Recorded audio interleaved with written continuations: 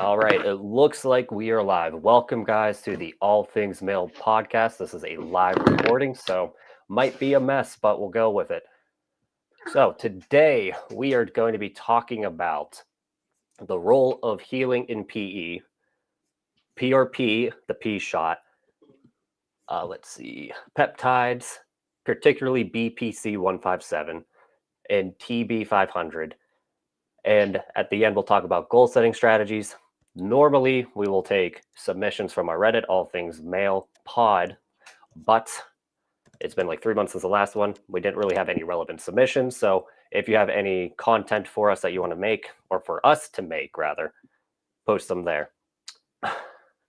But yeah, we can get started. Let's do it. So I think Adam is up. Or perfect. Yeah. Okay. So I guess to start, we wanted to talk about the role of healing in PE. So do you want me to Okay. So to open with this, or what do you want? I got this. I got it. Okay. Let's see. So healing has been a bit of a discussion between us three. Me and Perv believe we need rest to facilitate maximal and optimal gains. Hank has been doing a relatively short routine every single day that he can, and he saw comparable gains to us. So we are here to discuss what exactly we think is the deal with rest and if we need it. Yeah. Who wants to start? Am I allowed? Yes. You're I'm allowed. I'm only gonna go when I'm allowed. For everybody who's watching, for all the 8 people that are watching, I've got a word counter around my neck attached to a piece of C4 that's inside my thyroid gland. If I go over a certain amount of words, You are using your words now, Adam. I know. Okay. So I mean, Perv, geez, sorry. for the people, you can call me whatever. It doesn't matter. Everybody knows. All right. Adam, whatever. So I think Hank and I kind of touched on this on the tail end of our podcast last week. So I'll just reiterate what I said there because I do believe that it is relevant. I think that training age is important when you talk about PE, when you talk about physical training, and then also conditioning. Conditioning is really important. So what does conditioning in PE mean? Well, we talk a lot about EQ. We talk a lot about like your cardiovascular health being a huge component of it, lymphatic system being a huge component of it. I think it's some people will argue nutrition is a component of it. And I think that you certainly don't need to be malnourished. I don't think that, being in a caloric surplus or anything like that is necessary for PE. But I think that total volume is something that people need to think about. So Hink says he does basically like a little bit every day, whereas you or I like to basically blow our dicks off for an hour and a half. Maybe 3 years ago, but yes. So what I'm saying is like we need to start thinking about like a total training volume, and we need to start thinking about it in terms of ways that we would normally think about training volume if we were training our physiology. So one of the concepts that I think that we should sort of start to introduce in PE is what we call your maximum recoverable volume, and basically just have people understand that there is a total workload that you can perform that you can actually recover from, and above that, that's where you get overworked. Right. So let me ask Hank something. How many minutes do you do a day for PE? Oh, Jesus. Here lately, it's been like maybe like 5 minutes of manual stretches and then like 10 minutes of pumping, just with everything going on. But so 15 minutes a day. So on an average day, my routine has kind of shifted just a little bit in the sense that I've kind of split it up into like a twice a day routine, not by design, but by necessity. Mm-hmm. And so I will literally do like maybe 10 minutes of manual stretches and then like 10 minutes of pumping in the morning. And then honestly, something pretty similar at night after I freaking finish up with stuff at home and actually get time to do PE and, right before bed. So right. So we'll just say 30-ish minutes every day. No, no more than 45 minutes on any given No day, more like than even on an 45. That's ideal more day. than I Mhm. expected, to be honest. So Yeah, what but that's like I 20 do, minutes of stretching and 20 20 minutes minutes of of stretching, pumping. 20 minutes of pumping. Yeah. Okay. So what I do is about, I would say 35 to 40 minutes every other day. But there's a little more dedicated work Okay. with the clinical release and everything like that. I think Adam's doing stuff similar to me, but he is more meticulous with this. He like tracks strain and fatigue every day, and then that's how he decides his rest days. Are you still doing that, Adam? I am. I'm still doing it, and that's actually part of like what I was texting you about earlier. Okay. Because so I can't. I just need to go ahead and make my video on how I auto regulate training, but I let my body decide when it's ready to train and when I need to take a rest day. And I do that by tracking my bone press stretch flaccid length every day. And basically, I have metrics that are, pretty well defined within my training where like I know if I am at a certain BPSFL, like on a certain day, that I might as well go ahead and train that day because I'll hit 2% plus strain, or if I'm still fatigued, like if I'm still showing elongation from the previous session, like it's probably best that I just don't because I'm not going to hit my strain rate, and so it's like recovery is indicated by that measurement. So what I do in that situation is I actually go off a little bit of erection quality and skin quality, because that seems to be like the main issues for me, is that my skin gets too beat up to actually do PE. I think the other thing that to note though is that you're way more experienced in terms of like intuition with PE than I am. Oh, I have a You just, lot of, I'm more sensitive in general, I would say. right, and so that's the thing is that whereas I tend to be that way with powerlifting because I've done that for over a decade. Right. I need a little bit more concrete numbers when it comes to PE because I'm just like I don't consider what I feel to be valuable data. I just don't. I know I some think people Hank's the like same way. yeah, I know some people like Ben from Mail Hanger, like they talk about feeling fatigue and feeling, strain and stuff like that.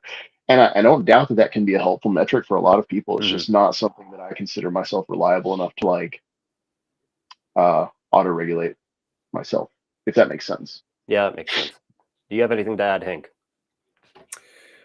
I like sometimes I feel really stupid when it comes to PE because I understand like fancy science terms, but like even things like a basic principle of fatigue. If somebody were to ask me like, what does fatigue feel like? I'd be kind of be like, I don't know. I think it's like one of those kind of subjective things, and so like erection quality, I definitely think that that's a solid. I mean, that's pretty obvious, but like one of the reasons why I don't feel recovery is like or like rest days are as important for me is because especially like I supplement with not intentionally plugging like vigor here but like I do vigor like at least 2 scoops a day, and restock is coming, guys, but I also have a kind of micro dose to occasionally macro dose like a PDE5 inhibitor like Viagra, and Right. that increased blood flow, and there's a lot of clinical literature that can help when we're talking about like basically injury recovery. And so uh Can I I like interject for like two yeah, seconds? I just please. want to point out something because like what? Shut up, Edie. I'm gonna smack you. I I'm swear just I'm gonna. enjoying the conversation.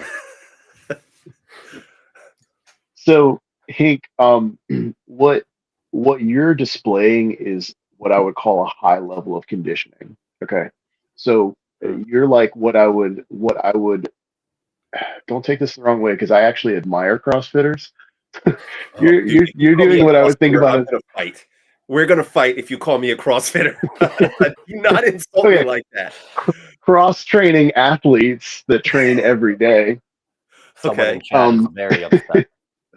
So think about it like this, though. I mean, CrossFit athletes, they really do have really high levels of conditioning. They actually have some of the highest levels of conditioning of any athletes that we've studied. There was a study actually that was done here in my home state, USC, where they found that CrossFitters, out of all the groups Yeah. that they tested, they could actually maintain like the highest, like they could redline the highest, the longest out of anybody that they looked at.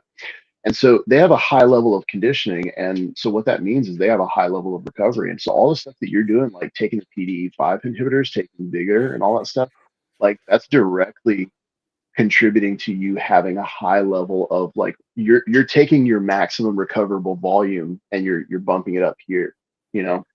All right. So my argument against that is there's a clear amount of time collagenous tissue needs to heal, right? So like if it's 3 days, for example, if we're going to be chronically fatiguing it for more than 3 days, aren't we going to be actually setting ourselves back a bit? I don't Yeah. think that the numbers are actually Well, you're not going to fatigue the entire penis on one go, especially if no. you're only doing 25 minutes a day, right? I don't think that the numbers that have to do with that are as concrete and as referenceable as we want them to be, just because you have to, again, consider what we're talking about is like training age. So like if we're going to talk about ligamentous and collagenous tissue, you know, in trained athletes, that's totally different than like your average Joe. You know what I'm saying? Right. So again, conditioning comes into play there. And I mean, we know that their connective tissues will heal at a much faster rate than the average Joe. Even though they are actually able to put more strain and fatigue onto them, they have a super compensatory sort of mechanisms that can allow them to heal a little bit better. So you wanted to add something? that would be my. Sorry, Adam. Yeah. So No. mine is going to be like, basically just like, you know, there's extremely limited evidence in any kind of like penile enlargement, like period. But if you do look at like the extender studies, or even like most recently the P long study, which we know is full of flaws, like none of them include rest days. And even on those trials, they're using like extenders for 4 to 6 hours per day.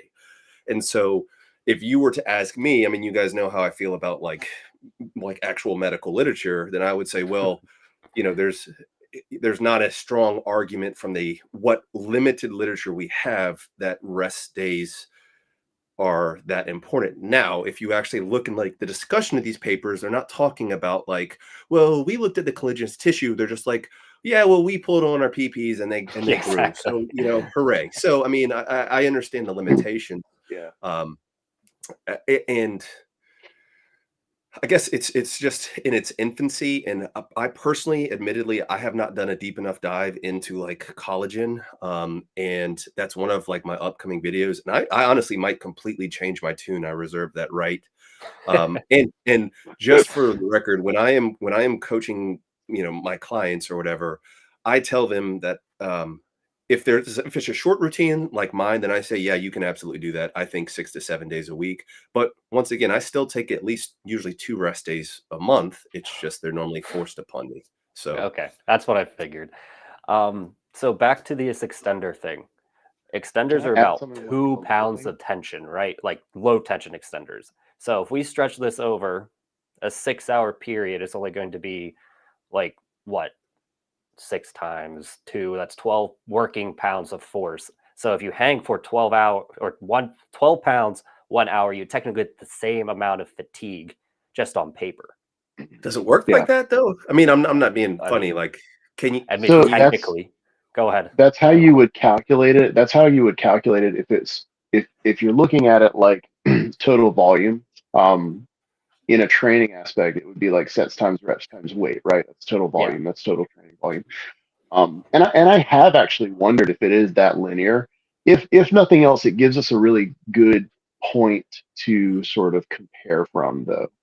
So, You know? in my opinion, it's like a bell curve, and there's going to be a sweet spot at both sides where you can do a decent amount of work and then a decent amount of weight versus time, and then that's going to be the sweet fact or the sweet spot. So, in my books, shameless plug, I have routines for low tension extenders. They're going to be about 4 to 6 hours, and then we'll have high tension routines that are going to be up to 45 minutes, and it's going to be about the same amount of work depending on how long you go. So. There's some studies I need to share with you guys, and actually, I'm springing this on you now because I'm like starting to hoard content so that I don't wake up to a damn YouTube video the next day from BD about it. There are some studies that I've been given by a couple of people on Discord, and it's really interesting because when it comes to Peyronie's disease, the data is like conclusive that the longer you wear it, the better your outcome is. However, when you compare length gains across different wear times, across groups that wore it for like an hour, 2 hours, 3 hours, and then 6 hours and above, interestingly enough, like the longer you wear it, and this goes along with the best data that we have on scar tissue, the longer that you wear it, the better that your outcome is for Peyronie's. However, there is a sharp diminishing return when it comes to actual length gains for wearing it much longer. So it's really interesting because you can see that like when you're correcting Peyronie's disease, it's like the longer you wear it, the better. You just get better outcomes.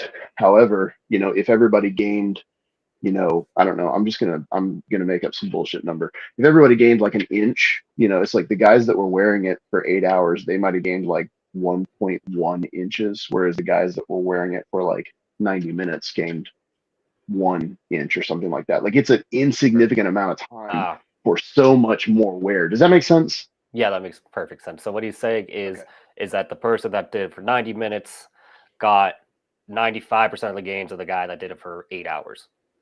Yes. Yeah. And like I said, I have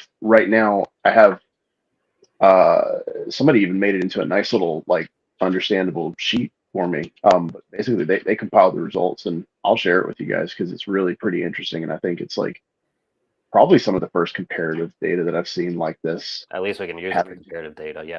Yeah, having to do with PE, because again, so and that's always been my recommendation from a soft tissue perspective is like if you're talking about plastic deformation of scar tissue, it's like wearing braces. It really is it just comes down to probably the longer you wear it, the better. To a degree. But if you're just looking for size, then it seems like we can get away with pretty little bit. I have a comment and then like a question. And so the only thing which is a common criticism looking at Peyronie's disease, especially when you're talking about length, is most of these guys have a curve or like a bend, and then you're correcting that bend. And then it's like so when they say that, these guys started and then they gained X amount, like how much of that is from actually correcting that bend? Because typically there is a loss of size with Peyronie's disease. Still very fascinating data. But the one question that I have, the angle of reduction does not linearly correlate with the length that is gained, which basically means that they gained length. Along with correcting. Does that make sense? Yeah. Like if you measured along the curvature, it still wouldn't make sense how long they ended at the end of the study. Yeah. So there's clear growth as well as correction of the angle. Yeah. Yes. And yes. So, there's growth that is not a direct result of the correction of the angle. So feel free to tear this apart. Of course. Okay.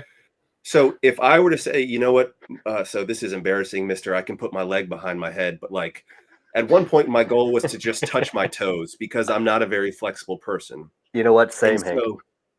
And so in my mind, I mean, it's not like, all right, if I'm going to try to touch my toes, then I need to do stretching every day. I don't think like, all right, well, let me take a rest day off from stretching. It's just like the progressive stretch. Now I know that we're talking about like complex musculoskeletal tissue, but why would that principle, just briefly not apply to PE?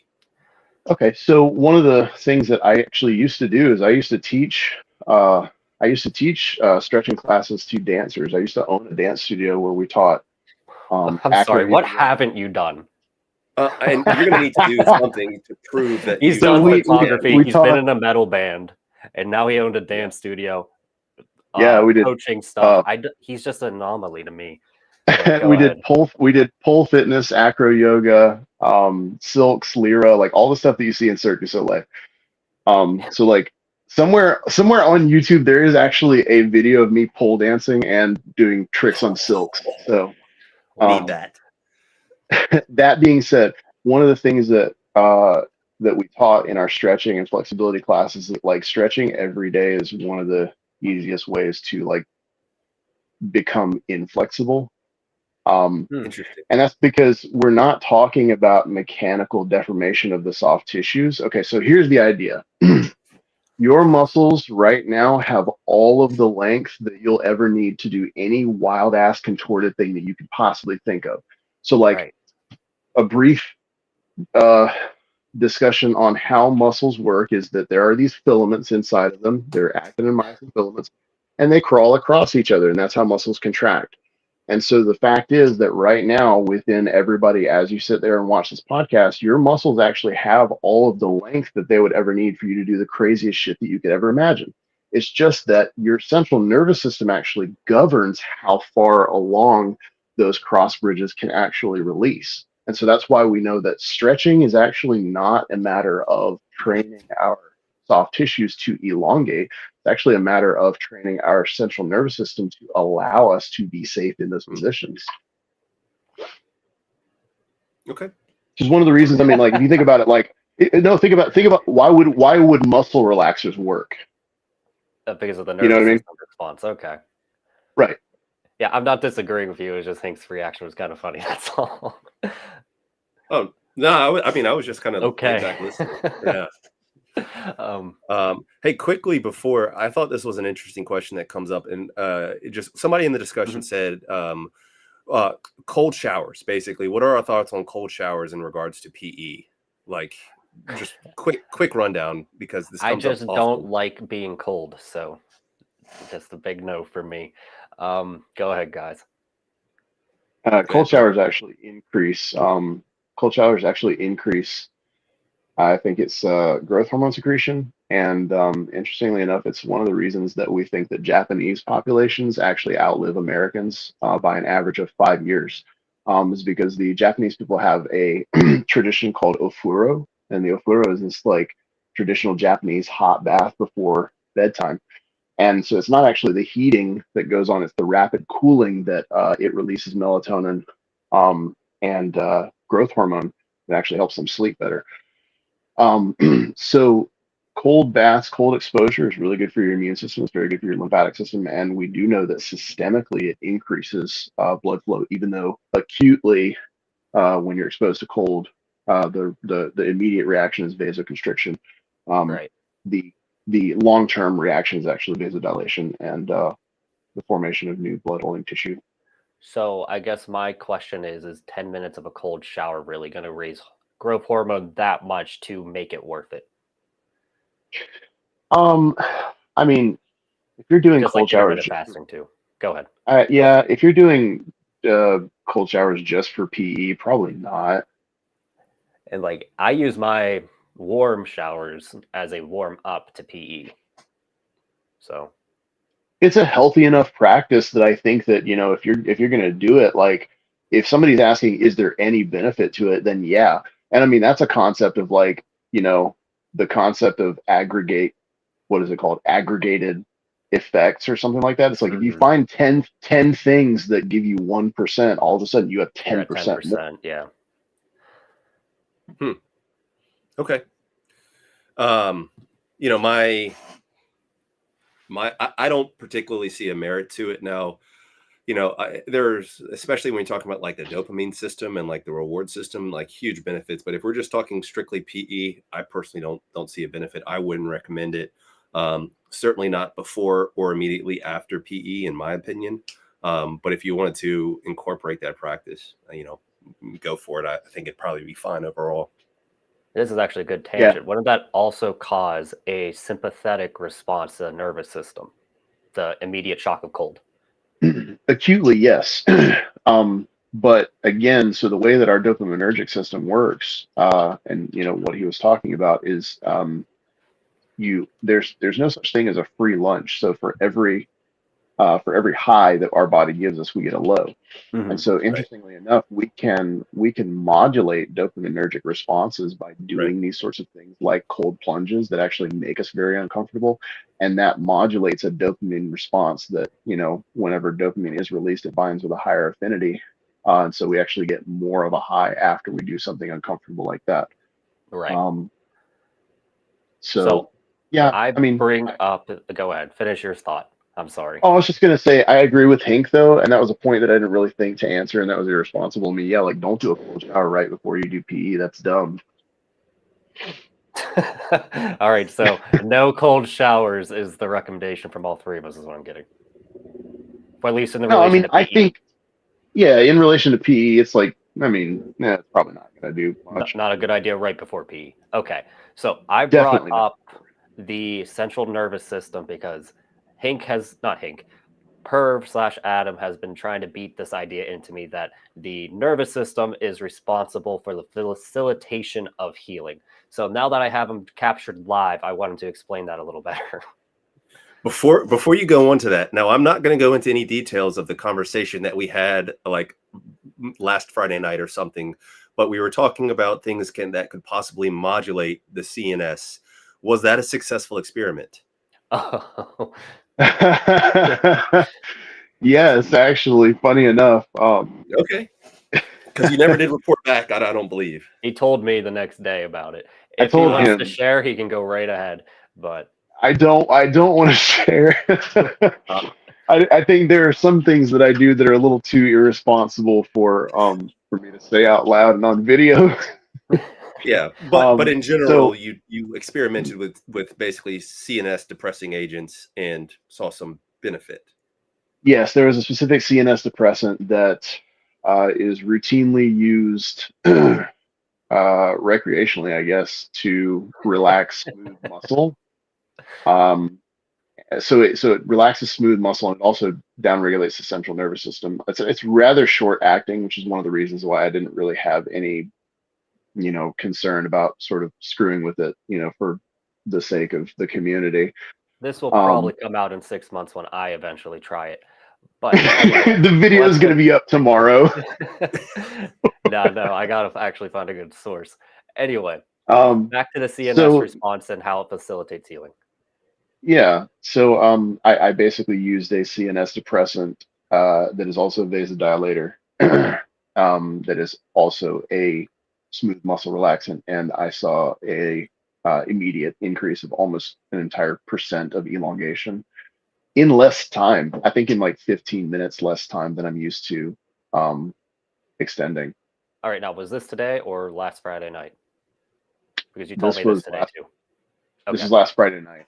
Yeah, what I did today was a totally different experiment, but it's along the same line. So just to fill everybody in, I made it a really big deal today to like be in a super relaxed headspace, and I've been bitching to BD for a little while, like ever since I started back, from my break a few months ago. That like I've been barely hitting 2% elongation, even with like my Tunic release technique and stuff like that. And Beatty had been trying to sort of convince me, not unsuccessfully. I mean, I believed him that it's like systemic inflammation and all this stress and shit from having COVID and sinus infections and just being sick and stuff. And then today was really like the first low key, like I was actually by myself and, I like laid down, put my Apex on, and I reached an unprecedented amount of elongation literally out of nowhere. And having trained just yesterday and got like 2% elongation, and then trained again today and got 3% additional elongation. And so it's just like, what the hell went on there? And the only things that I could really think of was that it just made it a really big deal to just like, I told him like I was listening to an audiobook and I was sort of like almost dozing off in between it. And I was really just in a relaxed headspace.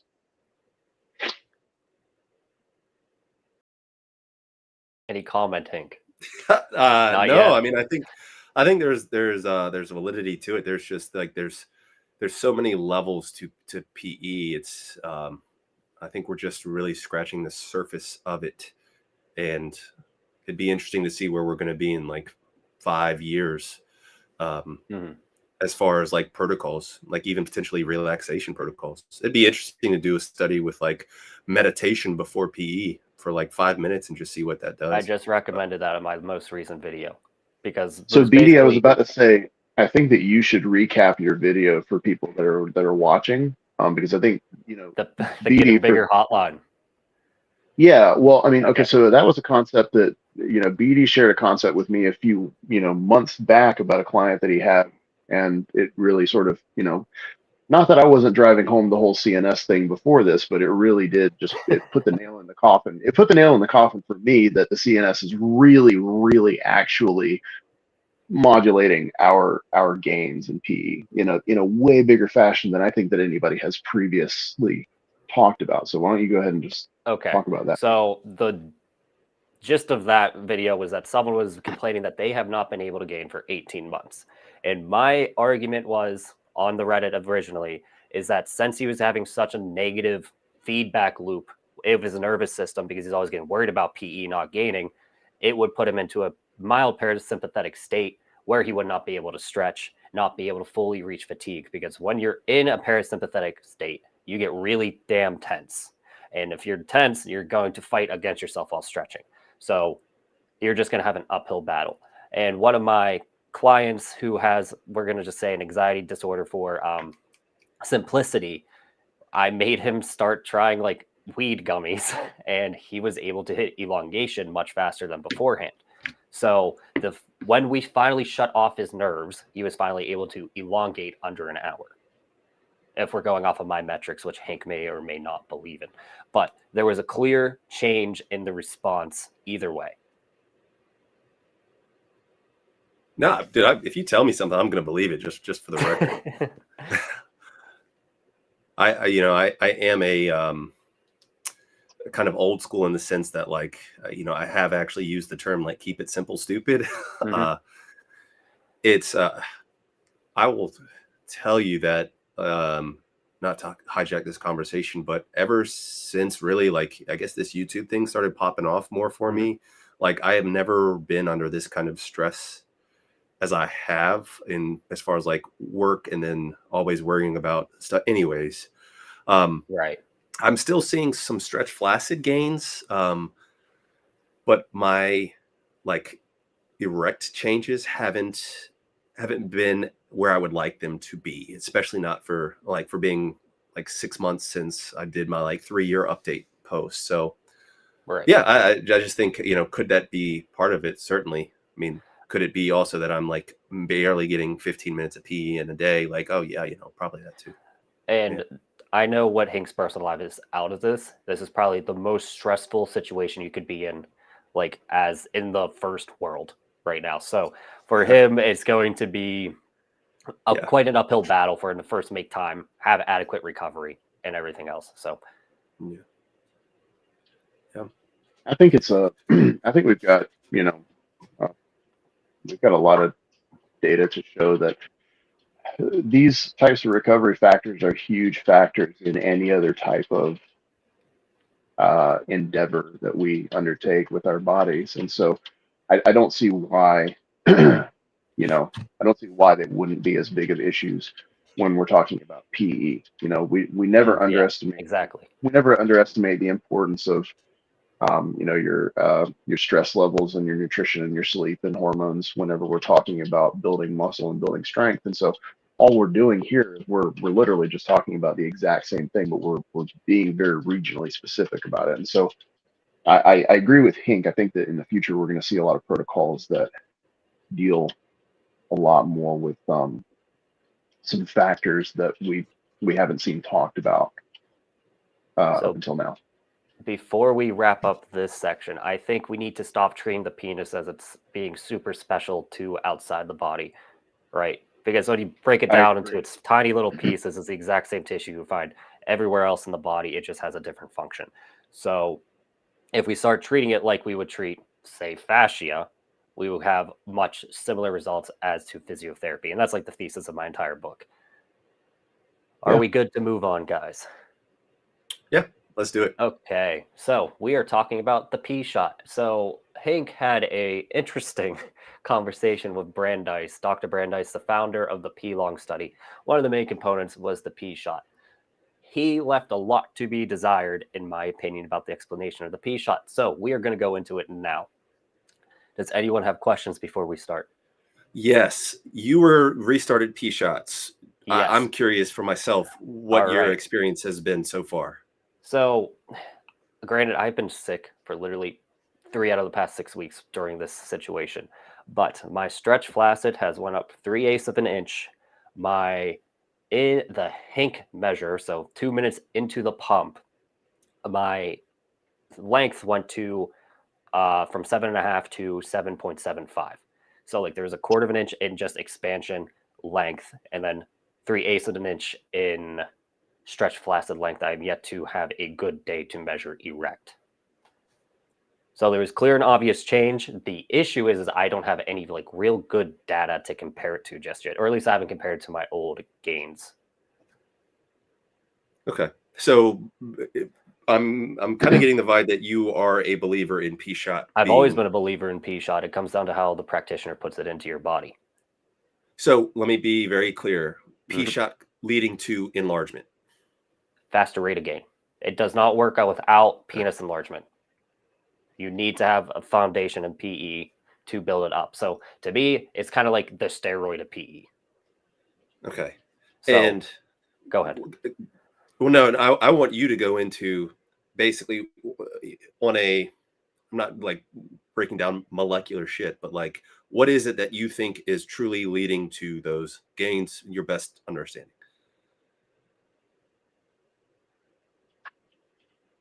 Oh, no. BD, I can't hear you, buddy. Adam, can you hear him? I can't hear him either.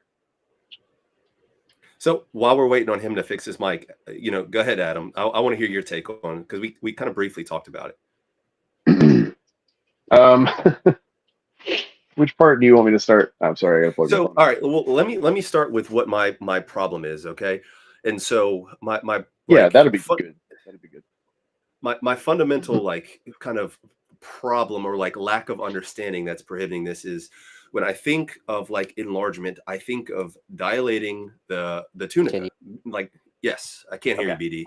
Yeah, is basically dilating the tunica. And so I don't understand, like, even if you're saying, well, we're going to release factors like, and, activated platelets and they release growth hormones, how is that specifically going to lead to more tunica dilation? That's what I'm fundamentally like not understanding. So when we inject all these growth factors, well, okay, let's back this up. When we activate the PRP, what we're actually doing is squeezing out the growth factors.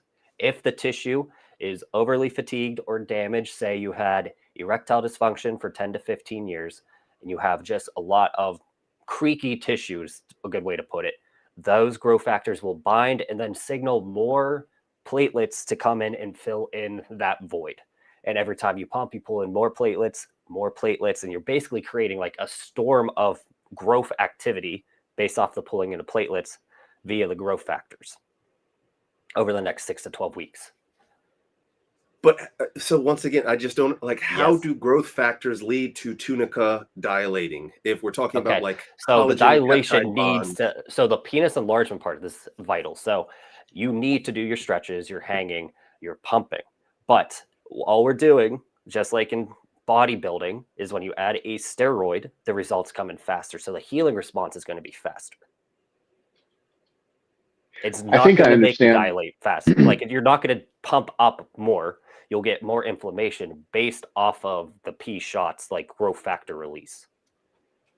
I think I might understand what Hink's disconnect is.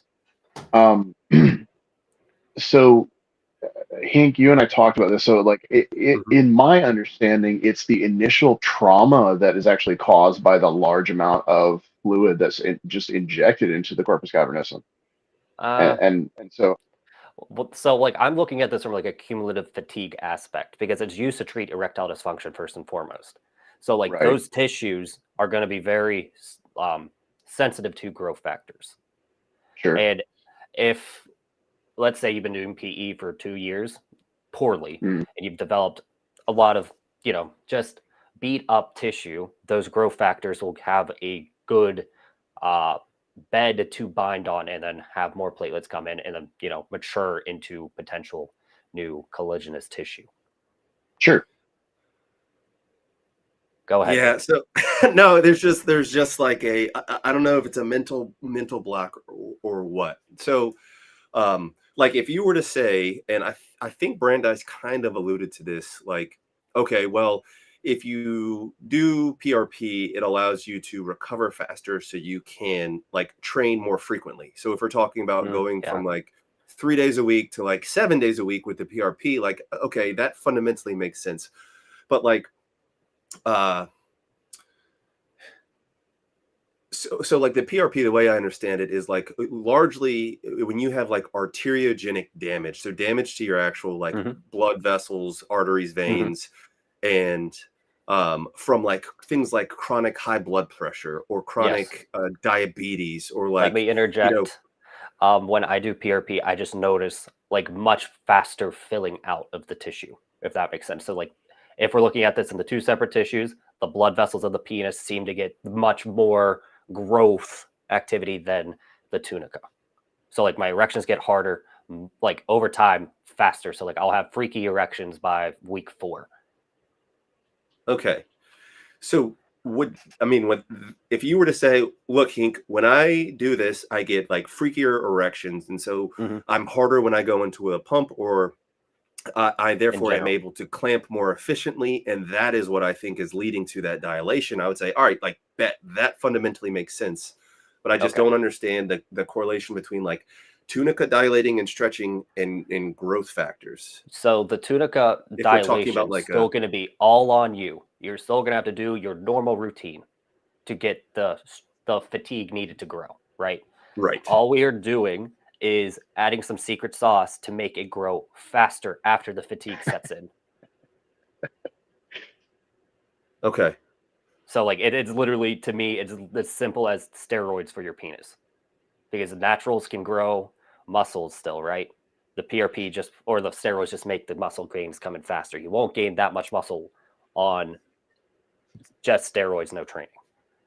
Same idea. You won't gain much penis size just on PRP or P. But there is a precedence there. There is a precedence there with steroids, because there are comparison studies to if you have somebody who does just sit on their ass and you do give them anabolic steroids, they will gain muscle mass.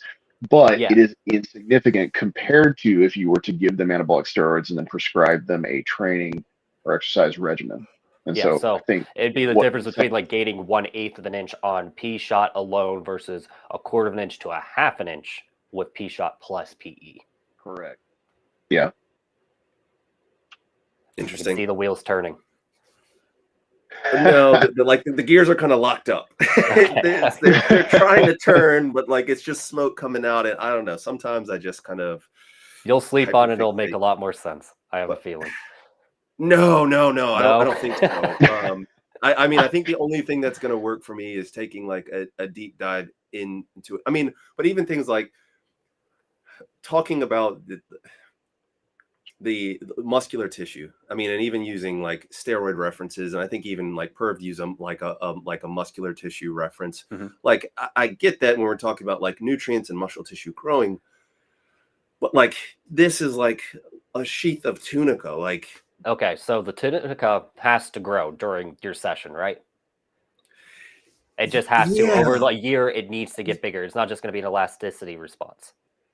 Yeah, no, I mean that's the only way you can get bigger is by your tunica elongating. I mean, yeah. So I mean, if we're able to grow faster with PRP, signaling more growth factors, more stem cell activity on the tunica albuginea, it will grow faster with PRP. So I guess my fundamental problem, and I don't want to take too much of this because there's other stuff to get to, but like in my opinion, when I think of PE, I don't think of like accumulating extra tissue. Okay. Like the one rate limiting factor is the tunica, kind of period, end of discussion, which is why when they actually injected something like lysyl oxidase to actually break down the bonds of the tunica and allow them to expand, like that alone led to enlargement in size. Like to me, that makes sense. Okay. You're breaking down the tunica. Like that makes sense why this agent would cause this. I don't think when we're like, I think we're chronically like stretching out the tunica, not necessarily adding additional tissue. And so because that's not how I view it, I don't see how growth factors would potentially help with that. Okay. So, and someone in the chat just brought this up. This is a game of healing to me in Perv. So if you think about this in like the macro perspective, yes, we're creating a lot of trauma, but if we modulate the healing response, we can see faster gains. And that's what's going to be the next discussion with the peptides. It's just So I would, go ahead. well, I mean, cellular proliferation absolutely happens, and so even with the injection that you're talking about, so where it breaks down the tunica, um, you know what? I mean, I guess what I would say is the economic nature of the body is to have only as much or as little as tissue as possible to perform a specific function, Sure. right? Sure. Okay. And that's part of Davis's law, that's part of Wolff's law, that's part of the mechanostat theory, right? And those are all three the things that we largely base PE off of. So we know cellular proliferation happens, and so I guess I'm a little I mean, why wouldn't cellular proliferation happen in the tunica? So, all right. So, like, we're going down to a cellular level, but my whole Hink's whole theory of enlargement is this is like the process of aortic aneurysms, and like I say that all the time. And when you're looking at an actual aortic aneurysms, it's not about like cellular proliferation. I mean, if this is kind of maybe a crappy example, but like I think that would mean that guys that were on like growth hormone or like IGF-1, which interestingly enough, I do have a video on this coming up, but would have like higher rates of things like aortic aneurysms if they already have like blood pressure. But Right. it's like, so when you look at guys like that, the macrophallus, okay, like guys that have like sickle cell anemia and they develop these massive hogs because priapism for anyone that's wondering. Yes, they have these like chronic, like pathologic hard-ons all the time. And what they've seen is it literally leads to they literally say, quote, like an aneurysmal dilation of the tissue. And so I just think of like tissue dilating. Okay, so let's me just put this question to you. How are we making this aneurysm grow bigger? Because eventually it will stretch so much it would burst, right? But it would eventually that's what can happen. Yeah, but we're talking about this in a 6-month period where they're constantly having priapism events, right? So there's going to be a healing response in that 6-month period where they can actually stretch more and more and more. Right. Yeah, and so that's the other side of this coin is if you're talking about just thinning out the tunica, then you'd actually have an exponentially easier time of gaining the longer you go on. And so the thing is, I would just say it's a fundamentally different tissue that you're talking about because it's not like an aortic aneurysm. It's not just thinning as it stretches out because we have all the precedents in the world to show us that ligamentous and collagenous tissues don't act like that whenever they are stressed. They are stressed, and then the stem cells, satellite cells are triggered, and local stem cells will turn into, whatever types of tissue they need to support, to reduce whatever stressors are actually being placed on that tissue in the first place. Not to mention, chronic stress is going to have a different adaptation response than the short periods of stress that we do to Correct. That's absolutely the next point that I was going to make is that these are it would be easy to conflate acute versus chronic stressors. In this case, you're talking about the aorta, and it's never getting a break at all, whatsoever. And so, I mean, but also, I just think, Doc, that like they're just fundamentally different tissues. We know for a fact that collagenous, ligamentous, and smooth muscle tissues respond to excess amounts of strain and stress by proliferation. So I just want to make sure we're saying different things, but like basically I can sum it up like this. You know how like there was this old internet myth that if you did like PE hanging, your dick would get really long, but it would just like thin out? That still comes up, yes. Okay, so like that would be exactly what happens if there's no such thing as proliferation, right? If there's just cellular reorganizing. Got him. Yeah. No, I mean, I see what you're saying. I see what you're saying. And actually, there might be some evidence to that, particularly with old jelqing methods, because a lot of people would report a spade shape from doing aggressive jelqing. That's crazy. I never knew that. Yeah. Yeah, that's interesting. I don't want to take too much time on that. I mean, what your guys are saying is the wheels are starting to slowly turn a little bit.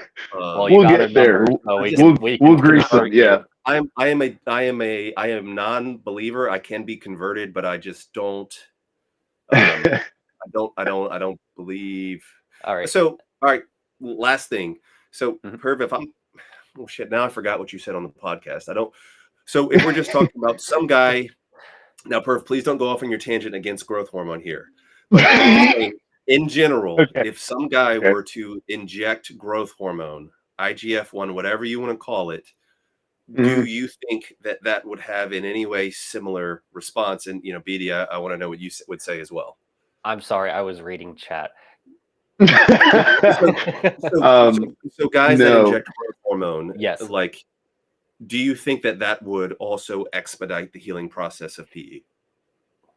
Do you want to start? I don't think it would have any additional benefit over anybody unless they had an actual growth hormone deficiency. Okay. So specifically for PE. Specifically for PE, because okay. like, again, the reason that guys use growth hormone, and I'm trying not to go off on a tangent. This is my word counter caller that's like going, oh, shut. My girlfriend's in the corner over here fucking laughing at me. I hate both of you.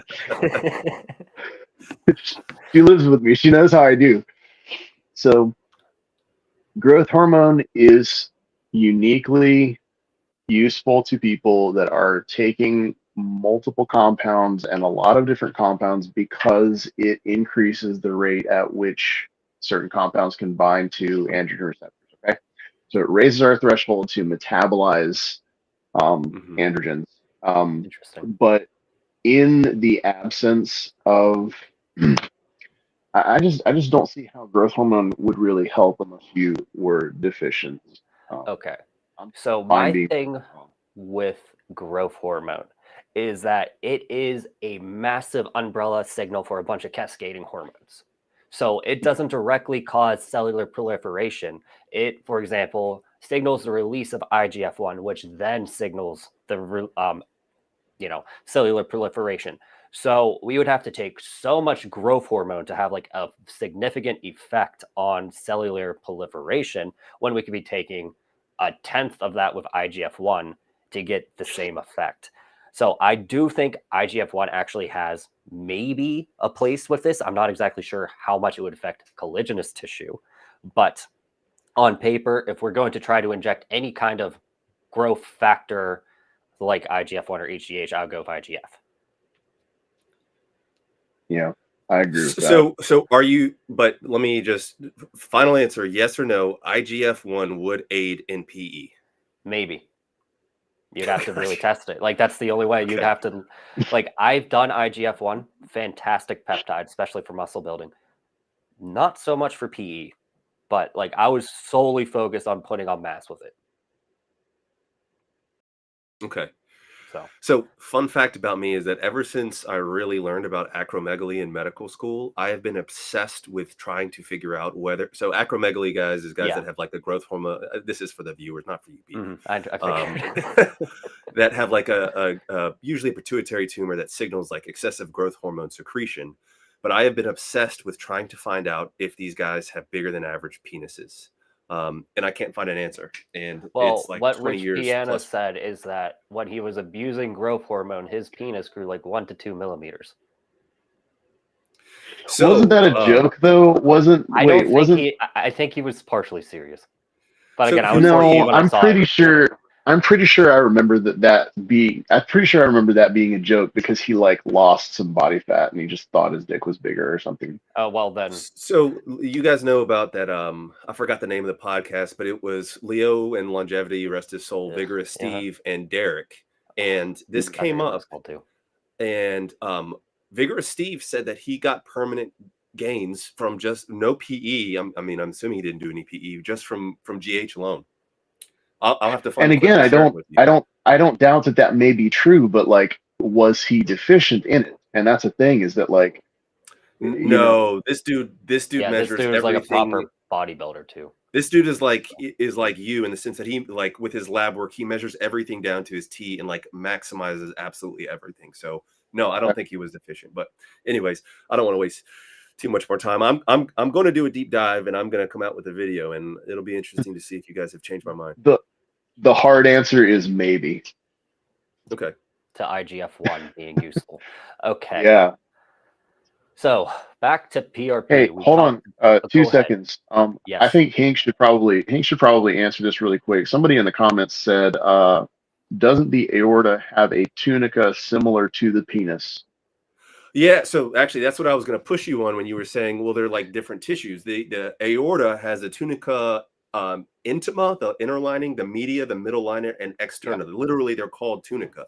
And so the tunica of both the tissue is made out of the same types of largely type 1 and type 3 collagen. And so to me, it's like, it is like the perfect like case study if we're saying, okay, I mean, and the reason why I perseverate on this too is like in those anti-lock studies, like I had this idea about tunica dilation that I've gone on the record saying before. And then in the study, they were literally like, we chose anti-lysyl oxidase because this literally leads to aortic aneurysms. And so we therefore thought, because it's the same type of tissue, this would that would lead to gains. And so, yes, viewer, you are correct. The tunica is extremely similar. It just has different names. All right, let me just interject some fact real quick. Anti-lysyl oxidase, anti-LOX, is what stops collagen from binding and forming. Yes. So they injected into a rat's penis. They literally pumped up these rats' penis, and they had crazy amounts of growth. Like we're talking like 20% increase in total size in what, a 12-week period or something like that? Yes. Yes. Yeah. And even without doing pumping, just using anti-lock still led to like a 10% increase in size. I wonder how frequent these rats were getting erections. Well, that's what they say. So they think the nocturnal erections is what was causing the rat Ds to grow. Let me interject something here. So that so we know that traction is one of the ways that we can, cause all of the cascading effects that eventually cause cellular proliferation. But one of the reasons why traction actually does it in the first place is because it stimulates our mechanoreceptors. And that in turn puts, a different type of pressure on the cell walls. So the thing is, if you're talking about having a restrictive tissue and then all of a sudden that restrictive tissue becomes a little bit larger, you're still talking about actually affecting the mechanoreceptors of that tissue. So there is a potential that you are still sort of triggering the same, end result, just with, working it through the back end rather than the front end, I guess. So I have a proposal. What if the chronic stress the aorta goes through, the aortic aneurysm causes, is a different growth pathway than what me and Hank are saying? Or not me and Hank, me and Adam are saying. I think that. Honestly, and that's why we're getting completely different viewpoints. So from our viewpoint, if you treat it like a tendon that goes through hypertrophy due to load, you get a completely different outcome than using chronic stress like you would with, say, an extender or with your chronic priapism. Right. Yeah, because Dr. Hank, you can attest to this. Dr. Dan Austin writes in his book Powerlifting. He talks about how whenever we do a competition squat, our heart rate and our blood pressure goes, above and beyond the point where it would be a major major cardiovascular event. And again, if we were talking about acute versus chronic conditions, then that would be a really, really terrible situation. But we know that acutely that those high blood pressure spikes actually cause, trickle down in the cardiovascular system for it to actually become much, much healthier. And so I think that the issue here is that we are talking about acute precision stressors versus a chronic, uncontrollable sort of situation that there's just, your body is just probably not going to be able to adapt to that under the best of circumstances. Yeah. I don't want to take all the time talking about this. Those are all very valid points. Funny enough, I actually did see a patient today that had a arteriovenous malformation, and they were actually doing squats, and actually it ruptured, and they had a brain aneurysm bleed. So that's so you talk about the adjusting, and you're right. Normally they do, but every now and then it doesn't. So, but that's neither here nor there. Yeah, there are also correct breathing and bracing techniques that we use in powerlifting that not all people follow and not all people are aware of. Sure. And so, I'm not going to say that it's not without its dangers. Yeah, sure. But all right, what's next, BD? All right, we're talking about BPC-157, and this is something me and Adam both have experience with. So, like the P shot, we are trying to elicit as much growth factor as possible. How BPC-157 works on paper is, since it binds to the damaged tissues, it signals the release of growth factors to flood the area, pulling in platelets, causing cellular proliferation, protein transcription. In most studies, they'll see like anywhere from a 25 to 75% increase in healing rate.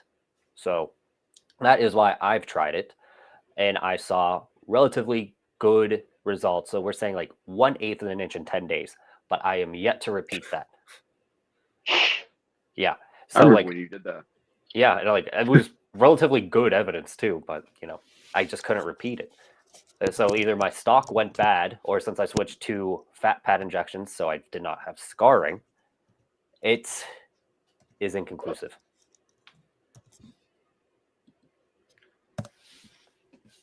This to me is a very similar thing to I want to be very clear and go on record that I am not saying that PRP doesn't work. I am not saying that like BPC-157 doesn't work.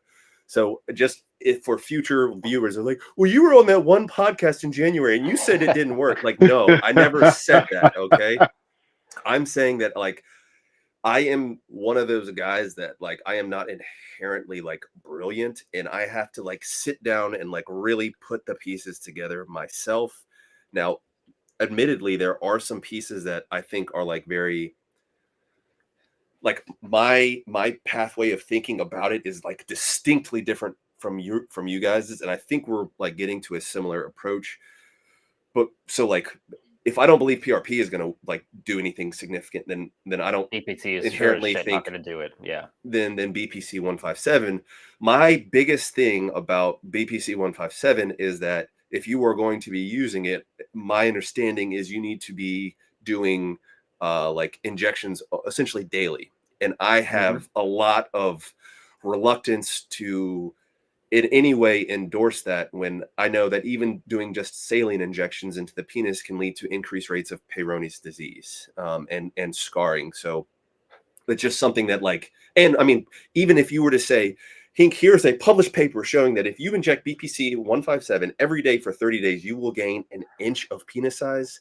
I would have a very hard time sticking a needle into my penis. Just like, it's just one of those things that there is I a reason why I haven't talked about it for a while. Hank. Yeah.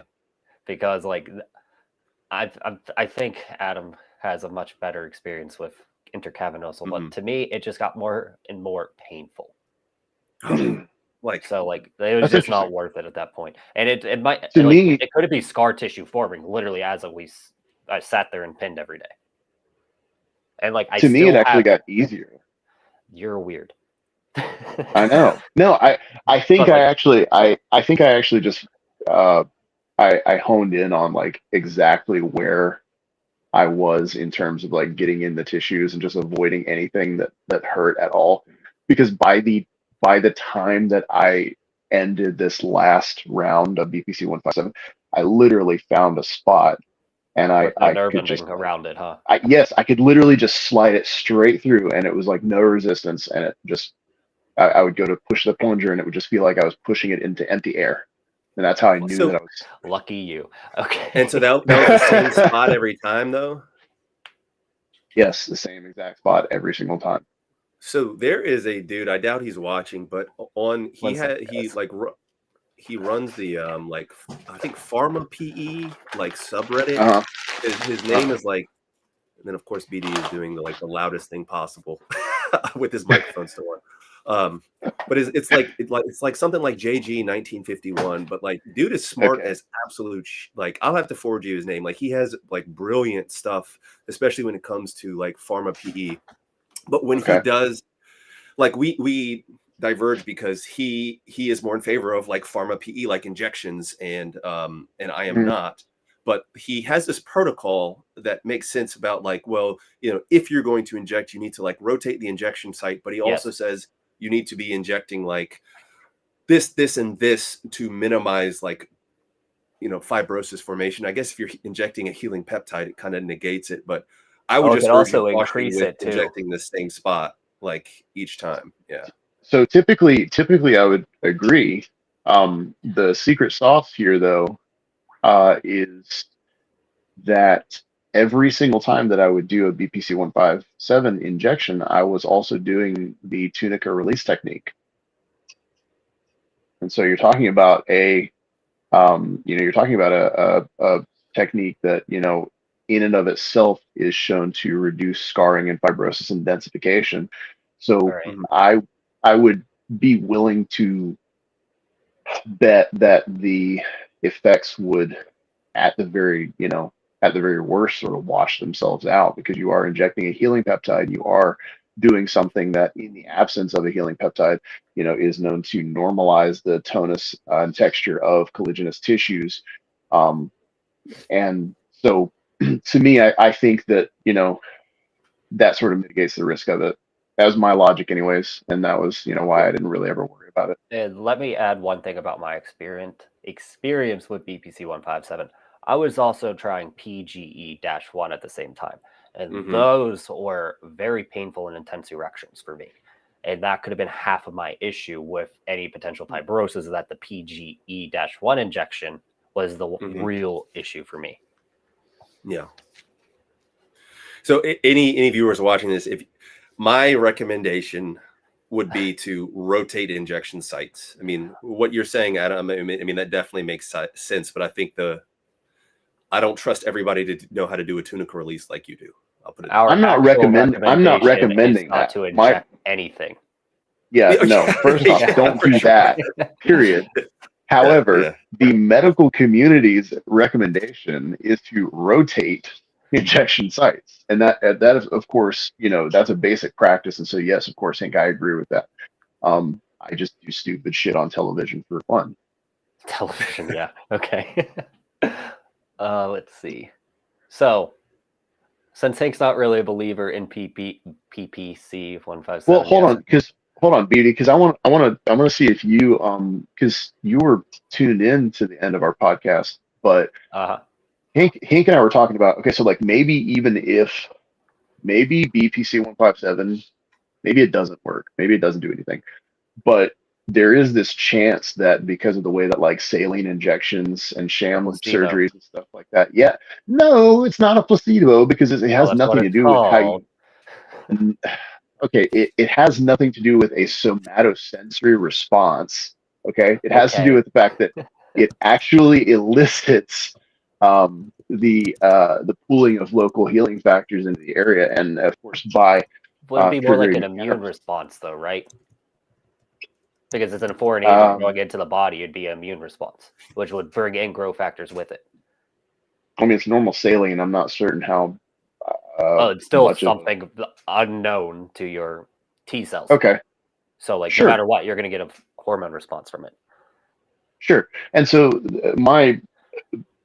basically, like, I've looked a lot at sham surgeries and these saline injections, and it's just really, really interesting, because like Hank and I were agreeing on the fact that like overwhelmingly sham surgeries and these like saline injections have an incredibly high success rate, especially when compared with the actual interventions. Guys like saline pump for fun, right? So they'll like take they'll jab this side of their skin, start pumping in saline solution, and they get these just massive bloated dicks, and like they can train in like what too. Like they just walk around, or are they doing it sub-Q? Sub-Q or CC? So most of them are going to do sub-Q. That's what's taught. Yeah. So under the skin. So I don't know. Then if we're gonna, this is another tangent. they'll take it a step further. I've seen that done. They'll- I've seen that done with breast tissue. Actually, you know, that's a thing. That's a treatment. You can go to like a med spa and they'll do that. Well, they should start doing it to penises. They'd probably do it with hyaluronic acid, though. But the real serious people in this fetish community will start injecting silicone in place. I've So, seen that. Yeah, or synthol. So, like, they'll pump up, they'll bring in more silicone each time, and then they'll have just a ridiculously, permanently mangled but larger penis in the process. Guys, please don't ever do this. Yeah, don't ever do this. It's like God, your this makes penis my brain will not hurt. work. Like straight up, you'll have erectile dysfunction within 2 weeks. Yeah. But like I've seen a guy that literally has a penis the length of his entire leg. His name is Muscle Eddie. No one look that up right now. Save that for later. But it is absolutely nuts. I can share photos with you guys later because I just have. But it's actual. It's a non-functioning penis, is what you're saying. Well, like he can still urinate. He doesn't have any like skin infections or anything like that.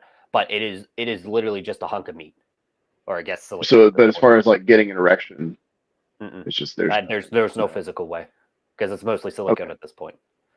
All right. So, no one else tried. That's like having a really nice car that just doesn't fucking turn on at all. It's like having a Ferrari. Was an escort, and then he was also like artist at the same time. So I think, Interesting.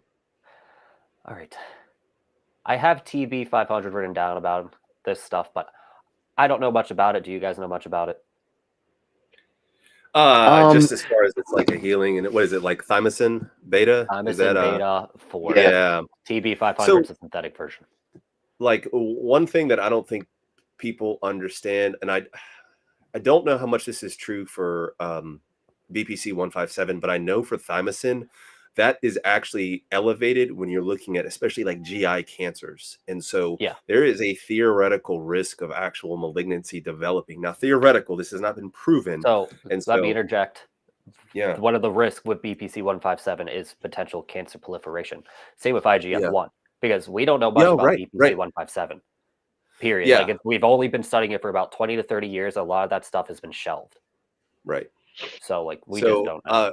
Jesus, quick anecdotal story. I feel like Adam here, but when I was in residency, I treated this bodybuilder. Shots fired. This dude was one of the biggest guys I've ever seen in my life, especially at the time. And he had the worst hepatocellular carcinoma I've ever seen in my entire life, a liver cancer, and ended up dying shortly. And without a doubt, like he had a steroid abuse induced malignancy. Like I know it. And I don't know whether it was a combination of like orals that caused liver damage. And then he did like growth hormone and stuff that caused anyways. So I just, for my guys out there on gear, I just have a lot of reservations kind of in general, but I'm a old.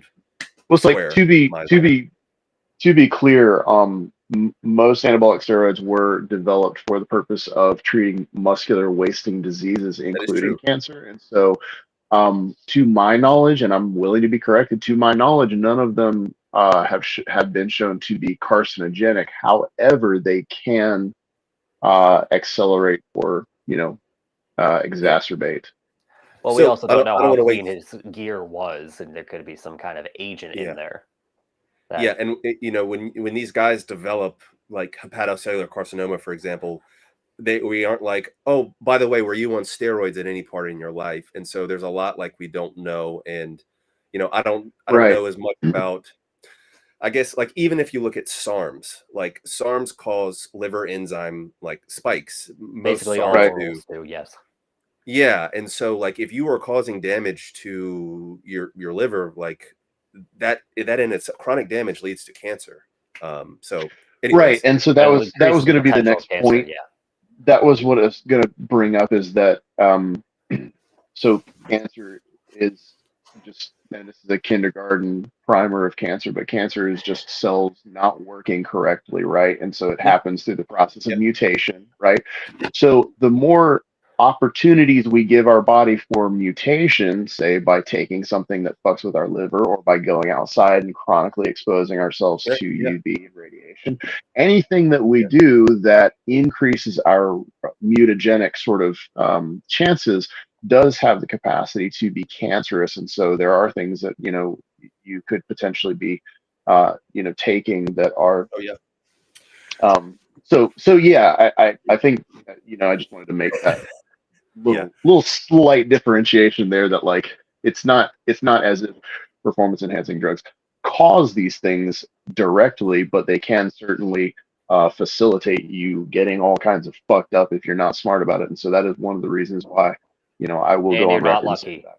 Like you Yeah. can Yeah. be as safe as you can be on steroids, but you can still fuck up the rest of your life on them. That was literally going to be my next point, is that like I compete at a world level in powerlifting. I'm currently chasing an all-time top 100 spot, and that is all time in the history of the sport. And so I will go on record and say that yes, I use performance enhancing drugs, but I would never see any reason to do so unless you were Yeah. performing at a similar level. Yeah. No, I agree. And the last thing I'll say, because it's not going to turn into a cancer talk, is actually like most people don't realize that one of the most carcinogenic things is actually alcohol, and so that is a WHO level category 1 carcinogen. But anyways, back to the PE guys, because that's what people came here for. So what's We were next? talking about TB500. We don't know much about it personally, but there's more research on TB500 than BPC-157. Binds. Can we active divert? Hey, together. Perv actually has a question. Go ahead. I'm Keep it under interested in 10 this. words. No. Is alcohol bad for gains? Yes. I've seen this question Straight a lot, up. and I have thoughts, but I want to hear from a clinician's point of view. You talked about, like, in terms of malignancy, it is a like, alcohol is one of those things that, like, I cannot believe that it's actually legal. It's just absolutely insane to me that it's legal. You do remember And the temperance movement of prohibition, right? I listen. I know. I'm just saying. Okay, just making Like, sure you learned it in theater school. I understand. I understand the importance of alcohol in the history of human civilization. I'm just saying that it is such a dangerous thing, and it's so uncontrolled, is what I'm saying. So Yeah. I've seen people ask the question, but I am actually curious myself to hear you guys elaborate a little bit more on how alcohol. Alcohol, is it bad? Is it well, we know it's bad. How bad is it? I'm just going to give you an anecdotal story. One of my clients has a drinking problem, and we cannot get him to gain for the life of him. He's finally, like, sober, and we're finally seeing some progress. But when he was on his binges, he would literally lose size. Okay, so funny thing about that, like, I mean, the biggest thing that people don't understand about alcohol is that, like, when you drink alcohol, it is a toxin, and it is a carbohydrate, but it's a carbohydrate that your body preferentially metabolizes before anything else. Right. And so there are cases of, and Hank, I'm sure you can attest to this. There are cases of people who are drinking alcohol and who are eating food who develop, like, literal nutrient deficiencies, because they're just like they're not absorbing any of the calories that so we talk about, like, I say, like, I don't think that you need to be in a caloric surplus to do PE or something like that, but you certainly don't need to be in a huge fucking deficit where your body is literally priority number 1 is get this shit out of me. Yeah. And then you can add in the super estrogenic effects on top of alcohol, and then the loss of, like, cardiovascular conditioning along with it, the dehydration. It literally just creates a shit show for any type of cellular proliferation. That's why I'm always confused when I see jacked frat boys, especially in college, because they're drinking every weekend. So, like, there's still something to it, but Yeah. So if we are talking about, like, moderation, so you have not every night, but even, like, every other night you have a beer. Do I think that, and I'm not saying you guys are arguing this either, but do I think that is inherently bad? Like, no, I don't think it's that bad. I mean, alcohol is a vasodilator. However, it does have CNS effects. And so, like, the term whiskey dick is a very real thing, where if you drink too much, you literally won't be able to get an erection.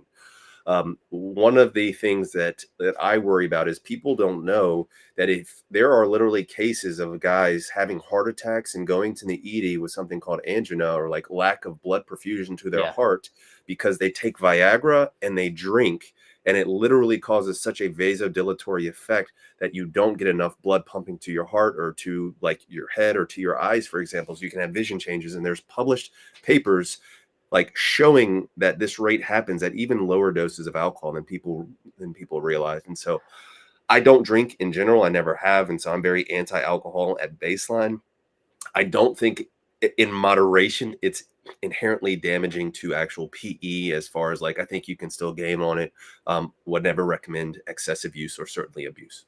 So just my own little story of alcohol. I am a lightweight. I would drink maybe once a season. But when I quit my job, it was a pretty stressful time. I had some in the house, and I would get some of the best boners of my life at like 2/3 of a bottle of beer. But anything more than that, I would actually start losing my erection quality. Yeah. And then like some sensitivity. So tracks. Yeah. Well, and a lot of that could be because, okay, so erections are like our entire sexual system is really interesting because it teeters and straddles sort of parts of the autonomic voluntary nervous systems as well as the sympathetic and parasympathetic nervous system. So it relies on us being in a very delicate balance of arousal and drousal to actually get and maintain an erection and then to actually orgasm. And so it's really interesting because I see a lot of the guys talking about like anxiety induced performance issues and stuff like that. And so it is. We should talk about that next podcast. Yeah. Just the entire mental thing of sexuality.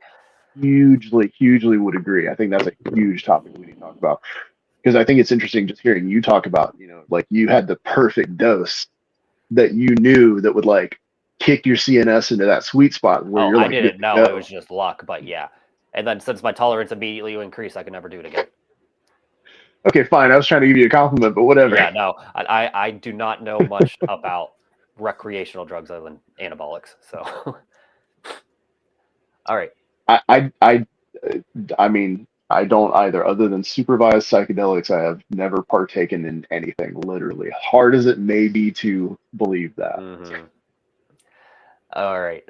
So let's wrap this up with goal setting strategies, and then you guys can chill out with me and answer some questions in the chat, but I know you guys got stuff to do.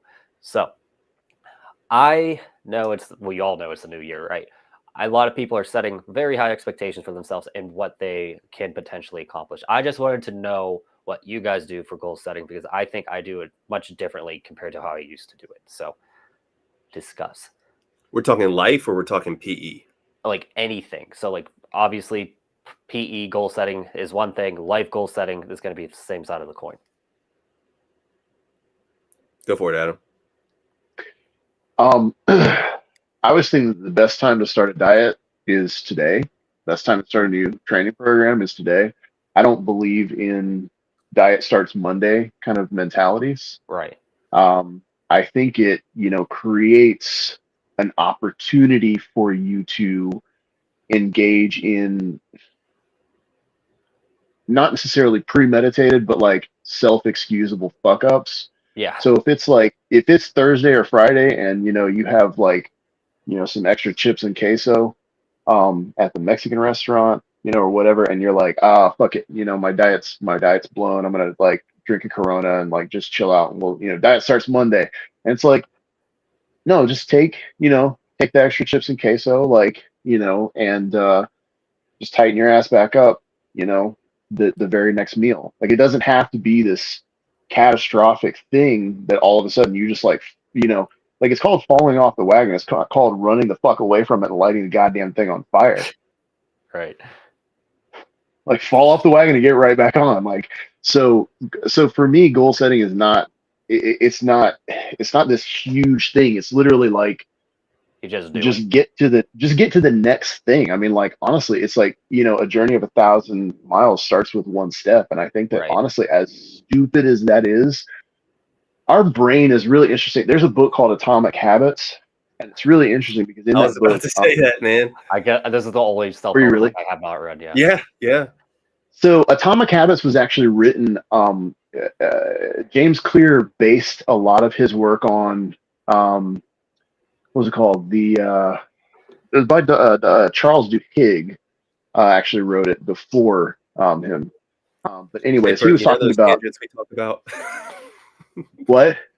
I said, you know those tangents we talk about. I'll be Yeah. hitting my wrap it up beat. Listen. Like, Listen. I'm working on it.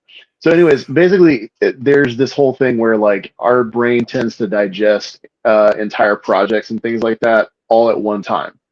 Right. We have a really hard time thinking about climbing a mountain without thinking about climbing a whole mountain. But when you break it down, all it is just putting one, foot right in front of the other and just repeatedly doing that. So if you always just focus on just the next step in front of you, then I think progress is a little bit more guaranteed. And you probably just at some point pick your head up and like realize you've gone a lot further than if you had just tried to eat an elephant all at once.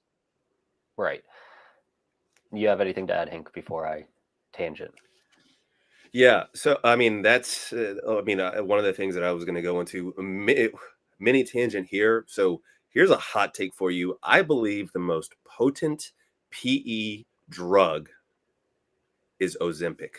Okay, for those that don't know what Ozempic is, it's basically semaglutide. It's a GLP-1 agonist, which basically delays your gastric emptying, makes you feel fuller longer, and you can see these like ridiculous weight loss. Like some of my friends are on Ozempic and have literally lost like 60 pounds in like 4 months. Okay.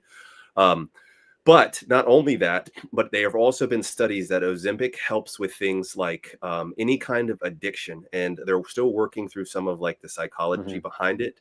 But like, so obviously can curb like binge eating, gambling addiction, smoking, drug addiction. It has been clinically proven to dramatically improve success rates when you are trying to beat any of those addictions.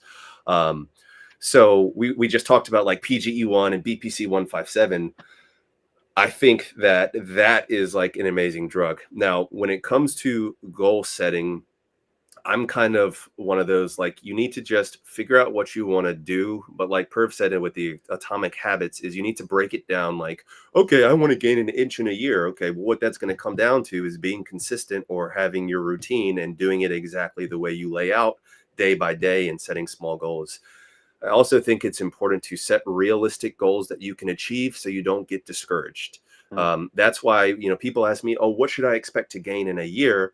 I think you should expect, if you are consistent and diligent, to gain a 1/2 inch in length and 1/4 inch in girth. And if you exceed that, which if you're consistent, you likely will, but at least when you break that down into a month-to-month progress and you see that like you're barely getting bigger, but it's consistent with that growth, you're not going to be discouraged and you're going to be more inclined to stick to your program. Okay, so first thing to unwrap.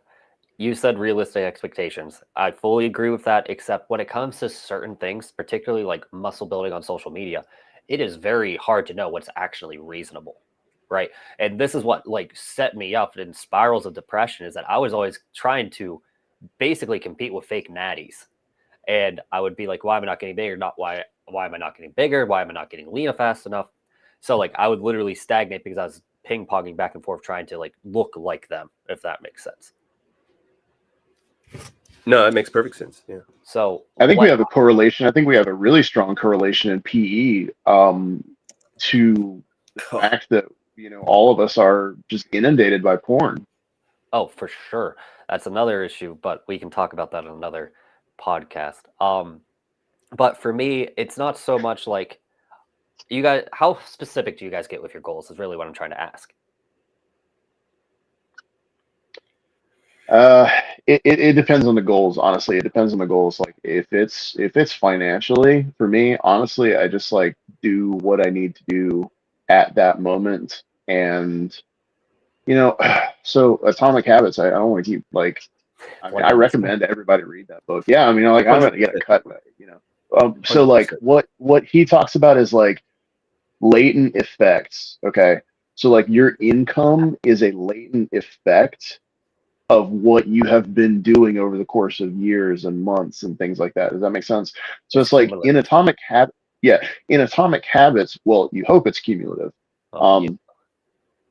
So in Atomic Habits, he talks about this one, and I will shut the fuck up after I make this point because this is so important. Okay.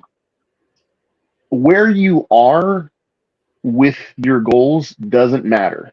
It doesn't matter at all. Okay, what matters is your trajectory. That is it. So if you have 100 pounds to lose and you're losing a half a pound, every 3 days, eventually you're going to lose 100 pounds. But the thing is, like, if you have $1 million in the bank and you're consistently overspending your income by $1 per paycheck, you will eventually go broke. Yeah.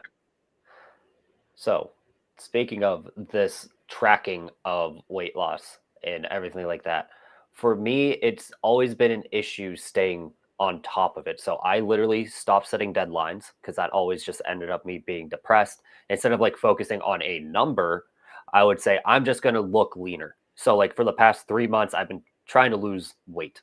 I probably lost 13 pounds in the past 6 to 7 weeks. But since I am so less detached from my goal, there's just so much less stress to it. So I really think there's a bit of a personality aspect with it too, because some people can just set it and forget it. For me, I just obsess over it. And then eventually, like, this isn't happening fast enough, and I switch lanes. Again, and the last time that I'll reference this damn book, but like there are outcome-based goals, and then there are procedure-based goals. Okay, so a person that says I want to lose 20 pounds is way less likely to lose 20 pounds than a person that says I'm going to do cardio every day, because one is a goal. Right. And one is a process. So a process gets you to a goal. So if you figure out your process, then all of a sudden your goal just becomes a byproduct of the process. So saying you want to lose 20 pounds, well, who you fucking do? I want a fucking toilet that's made of pure gold. Like, I have no process. Flood into my head with that. Wow. That's the process. Yep. Okay. Yeah. Does that make sense though? Yeah, it makes crystal. And I mean, BD, like, you're the guy who's always recommending me like books. Like, there's a few books that I say have actually changed my life, and one of them is like How to Win Friends and Influence People. I know I'm like outdated. Don't judge me. But number two, absolutely, yeah. Number Dale Carnegie. two, most important, exactly, is Atomic Habits. Like, I'd say, without a doubt, one of the most life transforming books. Yeah, I am writing these down. The power of habit. By the way, the power of habit was the book that Charles Duhigg wrote that James Clear based Atomic Habits off of. So if anybody's read Atomic Habits and they like it, look at the power of habit, because he heavily cites that book. Yeah, and BD, as far as like my specific goals, and this is probably going to sound arrogant, but I'm actually like where I want to be as far as like my medical profession. And so where I'm now, like looking at like my goals are largely related to our business endeavors, like PE and like my YouTube channel. And like you, like, I don't know, I won't say like you, but like being like social media presence, and like even on Reddit, it stresses me the absolute F out. And so, and even things like I would release a video and I'd be excited about it, and then it's like performing 10 out of 10. Like, your content is trash, basically. It's bombing, thing. That's never fun. Yeah, and it used to stress me out, but now like my mindset has just shifted to like I'm just gonna do the best job I can, and like both of you guys, I'm like I'm passionate about what I talk about, and I truly enjoy doing this, and that is going to be my goal, and that's kind of like a process, is like make content that I enjoy, that I think is worthwhile, and if like I happen to continue to grow, like great, but either way, I'm going to be doing what I love. And so, I don't know. Become process oriented, though. I think that's the point, is become process oriented. So like, don't, it's like everybody wants to be like, oh, how much can I gain in a year? Well, it's like, well, don't really worry about that. Just know that if you do PE every day or every other day, or if you make it a goal of like doing PE, your dick is going to be way bigger at the end of the year than it is now. Okay, so I've been harping on this idea of detaching yourself from the end goal, and you guys have described it much better than I have. So thank you for that. I can now steal everything you just said. Yeah, processes, not outcomes. Don't focus on outcomes. Focus on processes. And there is a guy on Reddit, and he does like an interval pumping log every day. And at the end of his log, he says something like, detach from the, like, invest in the process and detach from the outcome or something. And it's like, oh shit, that's clever. I like that. Yeah. That's profound. Yes. Okay. So I think we beat enough of that down. We can talk about it more in another podcast. I don't know how much time you got, Hank. I gotta go to bed. The only time I get to go to the gym is about 5 a.m. And like you, I go to sleep very early. Okay. So if you want to drop off, I can answer these questions. If Perv wants to stick around with it, that's fine. But no pressure on you guys. I'm here for it. So one question I'd like to touch on is YN said, do you ever feel like the guys who complain about not making gains are just super inconsistent or incompetent with their training? Yes. Oh, this is going to be a hot take. Go ahead, someone else. Yeah, you can go ahead. I just want to touch on this before I dip out.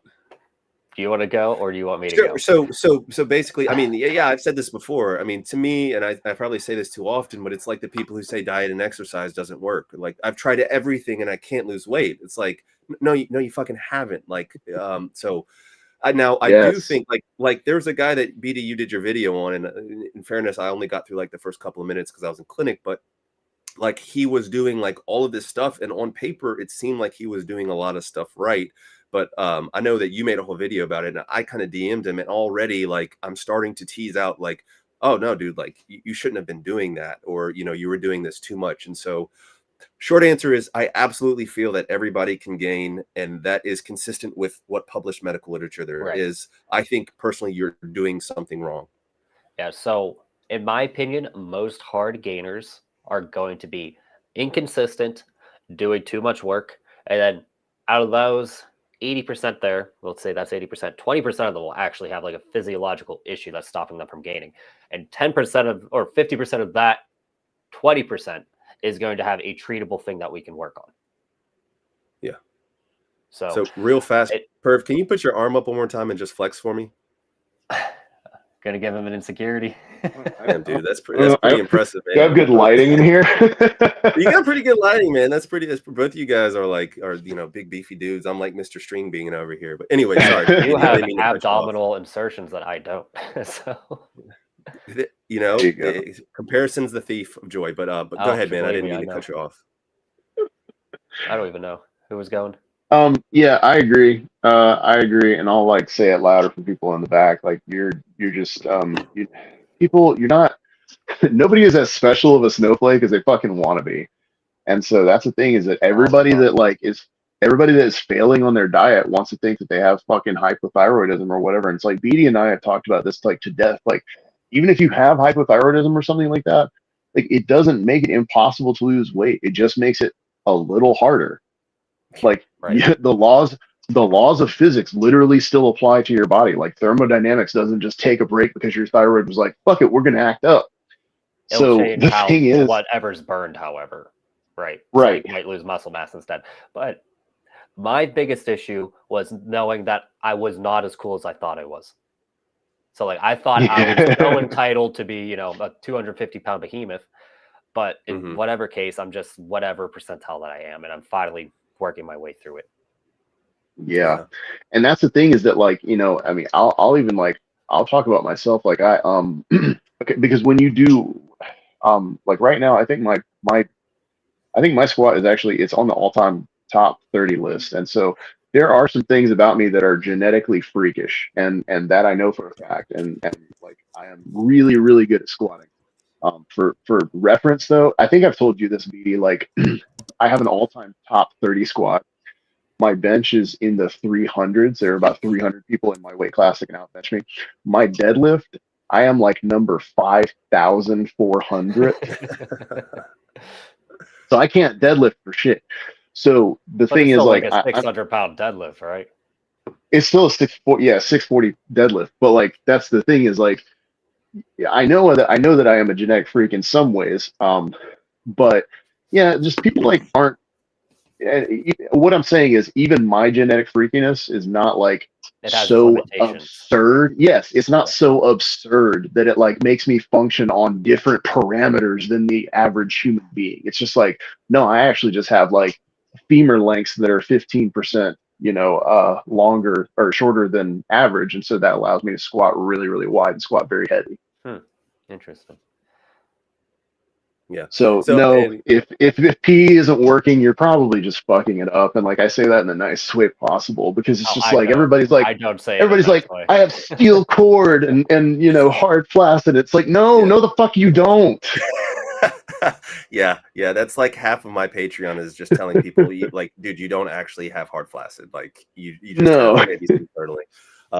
But yeah, and just closing, I would just like to reiterate that like comparison is the thief of joy, guys, and everybody wants to be like a rapid gainer. I personally have never seen like such a rapid progression as, you know, Adam especially, but like I still find joy in the gains that I've made, and I'm very happy. So anyways, with that, guys, I'm going to do my sign off because I have to go to bed. But yeah, guys, remember, there's nothing wrong with self-improvement, but you are perfect just the way you are. All right. I'll talk to you later. Later, guys. Bye, dude. All right. So, Perv, it's just you and me. I told my assistant to pick out some questions, but he did not. Okay. So, take a look at chat and see if there's anything you find interesting. Okay, you guys start talking in chat and we'll answer some questions. We'll just I guess I'll go back up to like one of the things. I mean, because we can talk about this all day, but like we'll just touch on it. Somebody said issue, like, right? porn masturbation, addiction. I'm assuming since this is a PE podcast that they're saying is porn masturbation addiction like an issue for PE, and I mean the answer is it's an issue for everything. Yeah, without a doubt. So I dabbled with the abyss when it comes to porn addiction and masturbation, and there was a point where I was jerking it at least 3 times a day. Like, it was not a fun time. My will to do anything was at an all-time low. I was just raw too, but like it was just a compulsion, It was like I need that dopamine hit. So that's the definition of addiction, right? That's like the definition of addiction is like you do something and there's no joy in it. It's like you're drinking, you don't even want to fucking drink. Like it's just like you are compulsively following this reward pathway. It is not fun, but it feels necessary at the time. Yeah. So any kind of addiction is going to hurt PE. But porn addiction and masturbation addiction specifically, you're chronically stressing out that tissues and you're chronically messing with your sex pathway, like your arousal pathway. So it is going to be an uphill battle to see gains. Yeah, I agree.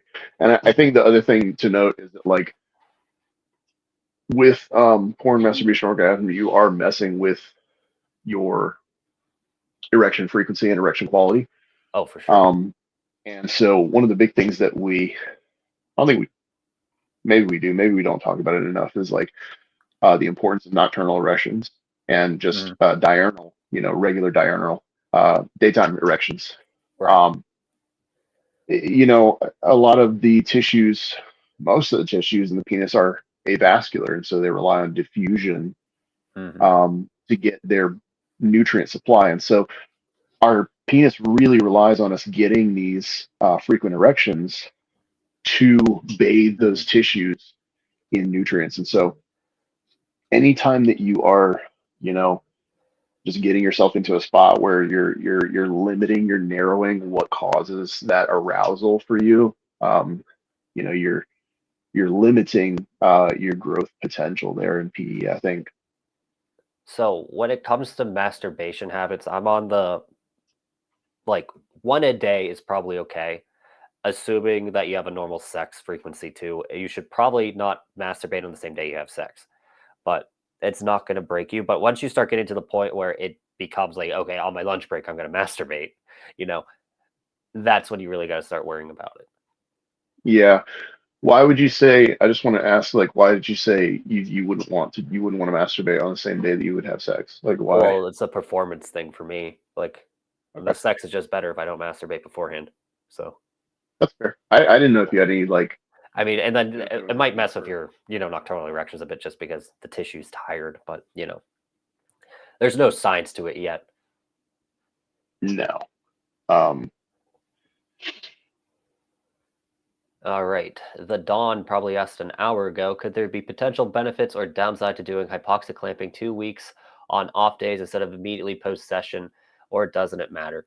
So if we are looking at the expansion and we're trying to trap that expansion for a bit, doing it right after will help with girth. But I usually clamp right after my session just because of timing. There is no reason to do it right after clamping if you're specifically going for the hypoxic benefit or the angiogenic stimulant. Yeah, I think that we need to probably do a better job of like separating, because like the way that I talk about it to people is like there's basically three things that you can do with your penis, right? Like Yep. you can elongate it, Mm-hmm. you can thicken it, and then you can fill it. So it's Yeah. basically like a balloon. It's like you can stretch it long ways, you can stretch it circumferentially, Yep. but then you have to do something to actually fill that tissue. And so, you know, that's one of the reasons why I think confusion exists with like the utility of and when we should do clamping versus pumping, is because I don't think that people understand what the purpose of, you know, something like soft clamping is. And so like I've just Yeah. switched to calling it BFR training. I've literally, I don't, because people will Mhm. say, oh, should I switch to, you know, my lots of guys will get these big deficits in their erect length and their bone press stretch flaccid, Yeah. and they'll be like, okay, so should I switch to girth? And it's like, well, it's not necessarily girth that you need to switch to. It's packing it in. Yeah. Right. It's filling that, you know, the tube with more sausage. Yeah. If you know It what I'm saying. also doesn't help that there is a rival subreddit that says clamping's the only thing for everything for girth gains. But there's clearly different modalities that you can do with clamping just based off the research. Yeah, and that's the thing. And to be fair, you know, um, to be fair, clamping, I mean, clamping is hypoxic, and so that's the thing is I'm sure that, you know, you do get overlap of benefits with that, you know. So they're not necessarily talking about clamping for hypoxia, but hypoxia does happen when you're clamping. So in the old school, you know, methodology, like switching from girth work to length work and then back and forth, like it, you know, probably served much the same purpose. Yeah. What I was getting at is that basically on a joke for you, it's expansive clamping. And then that's what they do with Right. pumping. And then they don't really recommend doing sets over 10 minutes or even 5 minutes. Though if I just remember M9's work correctly. So like there's just a clear disconnect between our two communities, and that's why there's so much confusion between it. And I also like to change things on a dime.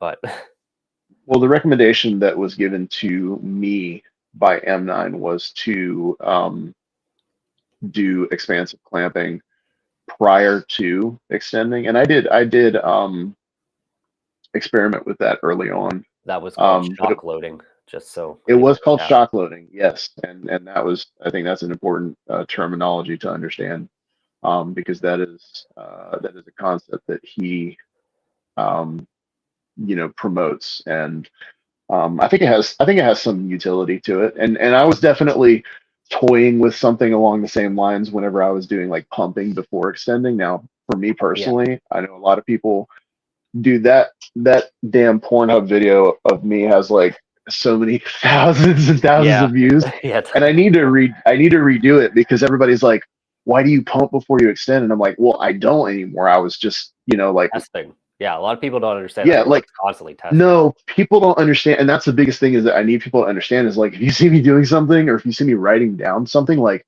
that is not the gospel. It is more than likely that I am trying something or testing an idea out. Most of the Like it's time we not, are journaling our research. yeah, That's really like, what we're and doing. so people, I've seen people like literally misquote me and they're like, no, Perp says to like pump before you extend. And I'm like, no, I don't. There Yeah, is a video of me doing it on the internet, but I conclusively found out that for myself, it actually doesn't make a bit of difference. What it does is it does raise your risk of getting a blister. for pumping, yeah. But back to shock loading, to me, that was like a primitive form of tunica release. Because what we're doing is we're just Absolutely, stretching out the tissue in a different way. So there's absolutely, some yeah. merit to it. I just don't think you want to be doing any kind of expansion work before your length work because that's going to mess with Yeah. collagen fibril shear stress. Yeah. So, and I think it's important that we do. I think it's important that we do our due diligence and sort of like look at the techniques that other communities have used that have gotten them gains, and we sort of like look at, well, why did yeah, these work for them? And so, I think it's like it's a good thing that you and I are able to recognize, okay, well, clamping probably worked because it served the purpose of expanding the tunica, and that's our limiting factor. even in my GIRF book, I have an expansive clamping only routine. Speaking of my books, guys, when I write my books, I do not put any of like my new research in it right away. So like, if you want my own definitive thoughts on what that actually works for PE, that's your best bet. But what I can't remember what I was going to say after that. Go ahead. I think you were gonna pimp your OnlyFans. Oh, I'm actually trying to rework that. I'm trying to get lean first. You're going to teach me to do it first. It'll be a great time. But Yeah. let's see. Actually, wasn't that many questions. But were you not talking about your Patreon? I thought you were talking about like where the freshest, new theories and everything are happening. Well, my freshest new theories are literally spat out right on Reddit. Just straight Okay. up. Yeah. All right. Patreon's only for coaching. I am very behind, guys. Do not try to coach me right now or be a client. God, it was I had a good point. I can't remember it. Go ahead. Okay. There's a question. Thoughts on NoFap? I did 60 days and I felt like I had weaker erections and maybe reduced size. Okay, so NoFap, whether you like subscribe to the ideology or not behind it, just for anybody that doesn't know, it's just a community that promotes no PMO, porn, masturbation, or orgasm.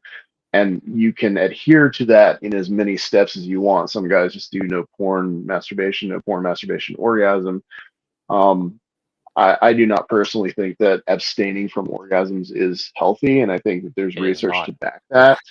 Yeah, there's research to show that like there's actually really like there's heavy anti-cancerous benefits to regular ejaculation. Things like 3 times a week at least that you need to ejaculate. Yeah. It's like it severely decreases your risk of prostate cancer. But a lot of shit happens to your brain and your body when you start to overconsume porn. And by the time that you get to the point where you're trying to do something like NoFap, it is literally like an alcoholic going cold turkey. And so if you have any sorts of expectations going into NoFap about like what may happen or what might happen, just know that, that may or may not be the way that it goes, because your body is literally just about to go through some seriously withdrawal, essentially. Yes, you're going to go through withdrawals. You're going to go to really foreign places in your physiology and your neurology. And a lot of the stuff that we're talking about, I mean, like these are really deep-rooted, deep-seated issues for a lot of guys. I mean, a lot of us guys have been consuming porn for 20 plus years. At this point, so like depending on the frequency. Actually, interesting. I don't know if you're aware of this, BD. Like, it's really interesting. There's a website that studies. I think it's called Your Brain on Porn. There's a website that actually studies this, and one of the interesting pieces of information is that like older guys that are used to consuming like paper porn and like VHS and stuff like that, they actually recover way faster from like the cessation of porn if they have like porn induced erectile dysfunction and stuff. Okay. If they're used to they're used to like flipping through Playboys and shit, they actually recover from porn induced erectile dysfunction way faster than guys who are used to like, because it's having hardcore. Well, I mean, yeah, because the thing is like, think about it, like if you are used to being like a subscriber to like Playboy magazine or something like that, like there's like 12, 15 girls in a Playboy magazine, right? Once a month, like if you hop on, once a month. So if you hop on, a website today, you could easily have fucking 95 tabs open, and you could, consume more porn and see more naked women than our ancestors were ever going to see their entire lives in one day. So that's super normal stimuli. I mean, that is just like reality. You just can't compare for it. Yeah. No. So no, we were literally not designed. NoFap causing a loss in size. It's because masturbation is like a form of cardio for your penis. It's what's going to keep your tissues relatively healthy. If you're not having a decent sex life, you're going to have penile atrophy. And it should come back quickly because it's just erection quality. But that's why masturbation is relatively important, because it's like a diagnostics check for your everything else. Yeah. Like we were saying earlier in the podcast, like your body is very ergonomic or economical with tissue. Your body doesn't want to have any more or any less tissue than it has to have. And so penile atrophy is one of those examples of your body being economical. You're not using your erections, and so you're just going to lose that size. And so, yeah, I don't doubt that you'd have some pretty wild ass experiences and loss of size, 60 days into NoFap. Okay, that was a question for Hank. So let's see. I guess is a good turn off point. I guess we'll just talk about this for 10 minutes before we log off. You said that it's a balance of chronically always try to lose tissue while maintaining the tissue you have for minimum amount of work. So would you suggest that there will be a point where your penis would get too big that you'll have to have some kind of maintenance routine? Damn, that's a good question. I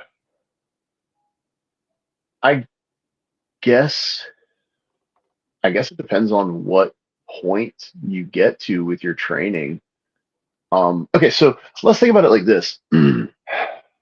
maybe I'm thinking my way through this, because in hypertrophy in muscle, we know that you actually need only about 20 to 30% of the original stimuli that you needed to gain in order to maintain.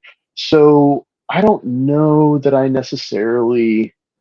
know that I've read a lot about, like, guys will say like overshoot your goals. So if you want to be 7, like get to like 7.25 or something like that. Yeah, but that's more because of the elastic contraction afterwards, not the actual tissue.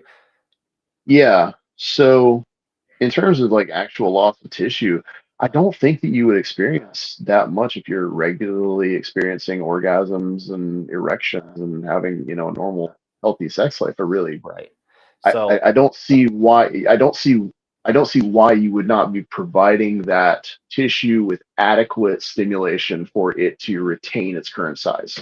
Okay, so first let me ask you, what's a normal sex life? Because you are more frequent than me, and I'm relatively frequent. Right. Yeah. Some time ago, like I forget when it was, like a couple of years ago, the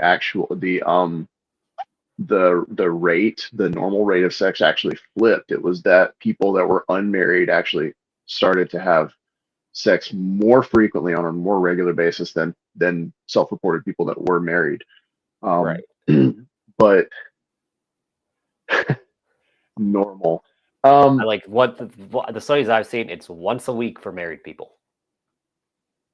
Jesus God, I would die. Like, I mean, so many guys are still like that. So right now okay, I'm about 2 or 3 times a week. Maybe we should. Okay, so I think that I would say 3 times a week is probably what we should be aiming for in terms of like health. That's just total release, like even with masturbation. Yes. So yeah. So like a big question that guys have asked me is like, oh, how has sex changed, and how is it like different with your girlfriend? And I'm like, we've pretty much had sex twice a day for the last 3 years, so I don't know if she's just keeping up with me. Yeah, and it comes down to matches of libido too. And I'm assuming your sessions aren't like an hour in the morning and an hour at night, right? Of just nothing but penetration. Not always. No. Exactly. No, and that's a really good point too, is that like when I give like guys on the forum lots of advice about sex, it's one of these things where it's like I think that what we have made sex into a lot of times is we've made it into this reductive sort of thing just about penetration. It's just like a dude thing. So yeah, so like I don't know, when my girlfriend and I, like, we call it playing. That's like we're gonna go play or whatever. Yeah. And so it's just like that could include like any number of things. And so it's like, yeah, first thing in the morning usually it's like not gonna take that long. But yeah. I don't know, 20 minutes or so. And it's just like that's just like us waking up together. Right. Afternoon, evening sessions, it's like a little bit more planned and longer. But Yeah. Okay, so back to the question. Max size, or what was it? How if you'll get to a how point frequent? that you need a maintenance routine. So like I think there's going to be a point where some people are just going to need a maintenance routine no matter what, because their cellular turnover rate is going to be so much higher than ours, for example. But on paper, if your tissue is working enough and fully engorging, you shouldn't have issues. But my issue is let's say you hit 10 by 7.5, like just a ridiculous amount of dick. There will be a point where you cannot fully engorge it all the time. Like during masturbation, you're probably not going to be able to fully engorge it. So just because you're not going to get the same arousal response. Do you think it has to do with like, do you think this has to do with like an absolute size, or are you thinking like it has to do with like a percentage of this person's overall gains? Probably potential that their overall body size, because it's going to be about blood supply at that point, right? Yeah, I would think so. I mean, I don't have a problem. I don't have a problem saying that I imagine that somebody would eventually, this is probably going to be after years of PE and putting on a lot of size, though. So like the biggest person I've ever seen was about 10 by 7, and he got suspensory ligaments cut. And the next guy was 10 by like 6.5. So like I think they still do PE to some degree, but like it's hard to follow everything on the forms.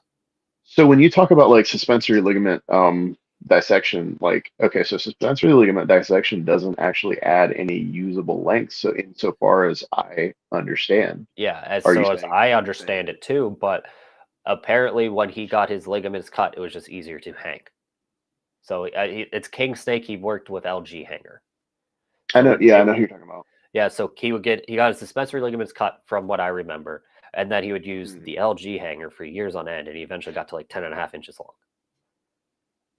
So So like, there's potentially a compounding effect there that with the suspensory ligament dissection and then continuing to train and try and moving the insertion of the penis further and further away from the pelvis that perhaps he did gain some bit of usable internal length. But length, yeah, but I mean, because like if you think about it, like how could you not gain erect length if you like literally cut your suspensory ligament like down to your asshole? It's yeah, like and like I think it does come down to hip shape too, because like I feel like I have a relatively high insertion point. If I got mine yeah. cut, my non-bone press length is going to increase at least 1/2 inch. Yeah, and so I think that's going to be the case with guys that have high erection angles and very prominent pubic bones. But surgeons will outright tell you that you will not gain any erect length. Yeah, And and you really shouldn't expect it. If you're looking at it from no, a bone press direct length, you're not going to gain anything unless you actually physically pull it out with hanging. right. So, last question that just came in. Let's see. I found in general, larger guys aren't able to keep erections. I find that to be false. Yeah, I find that to be false too. So I think any guy is going to have ED. I think a larger penis takes longer to fill in general, but What is overall, this? What is this question? Can we get some more feedback from this dude though? less So like I found quality. in general, larger guys are less able to get and hold erect. Like, where is this coming from? Is this your I personal think it's experience, from or is this porn consumption.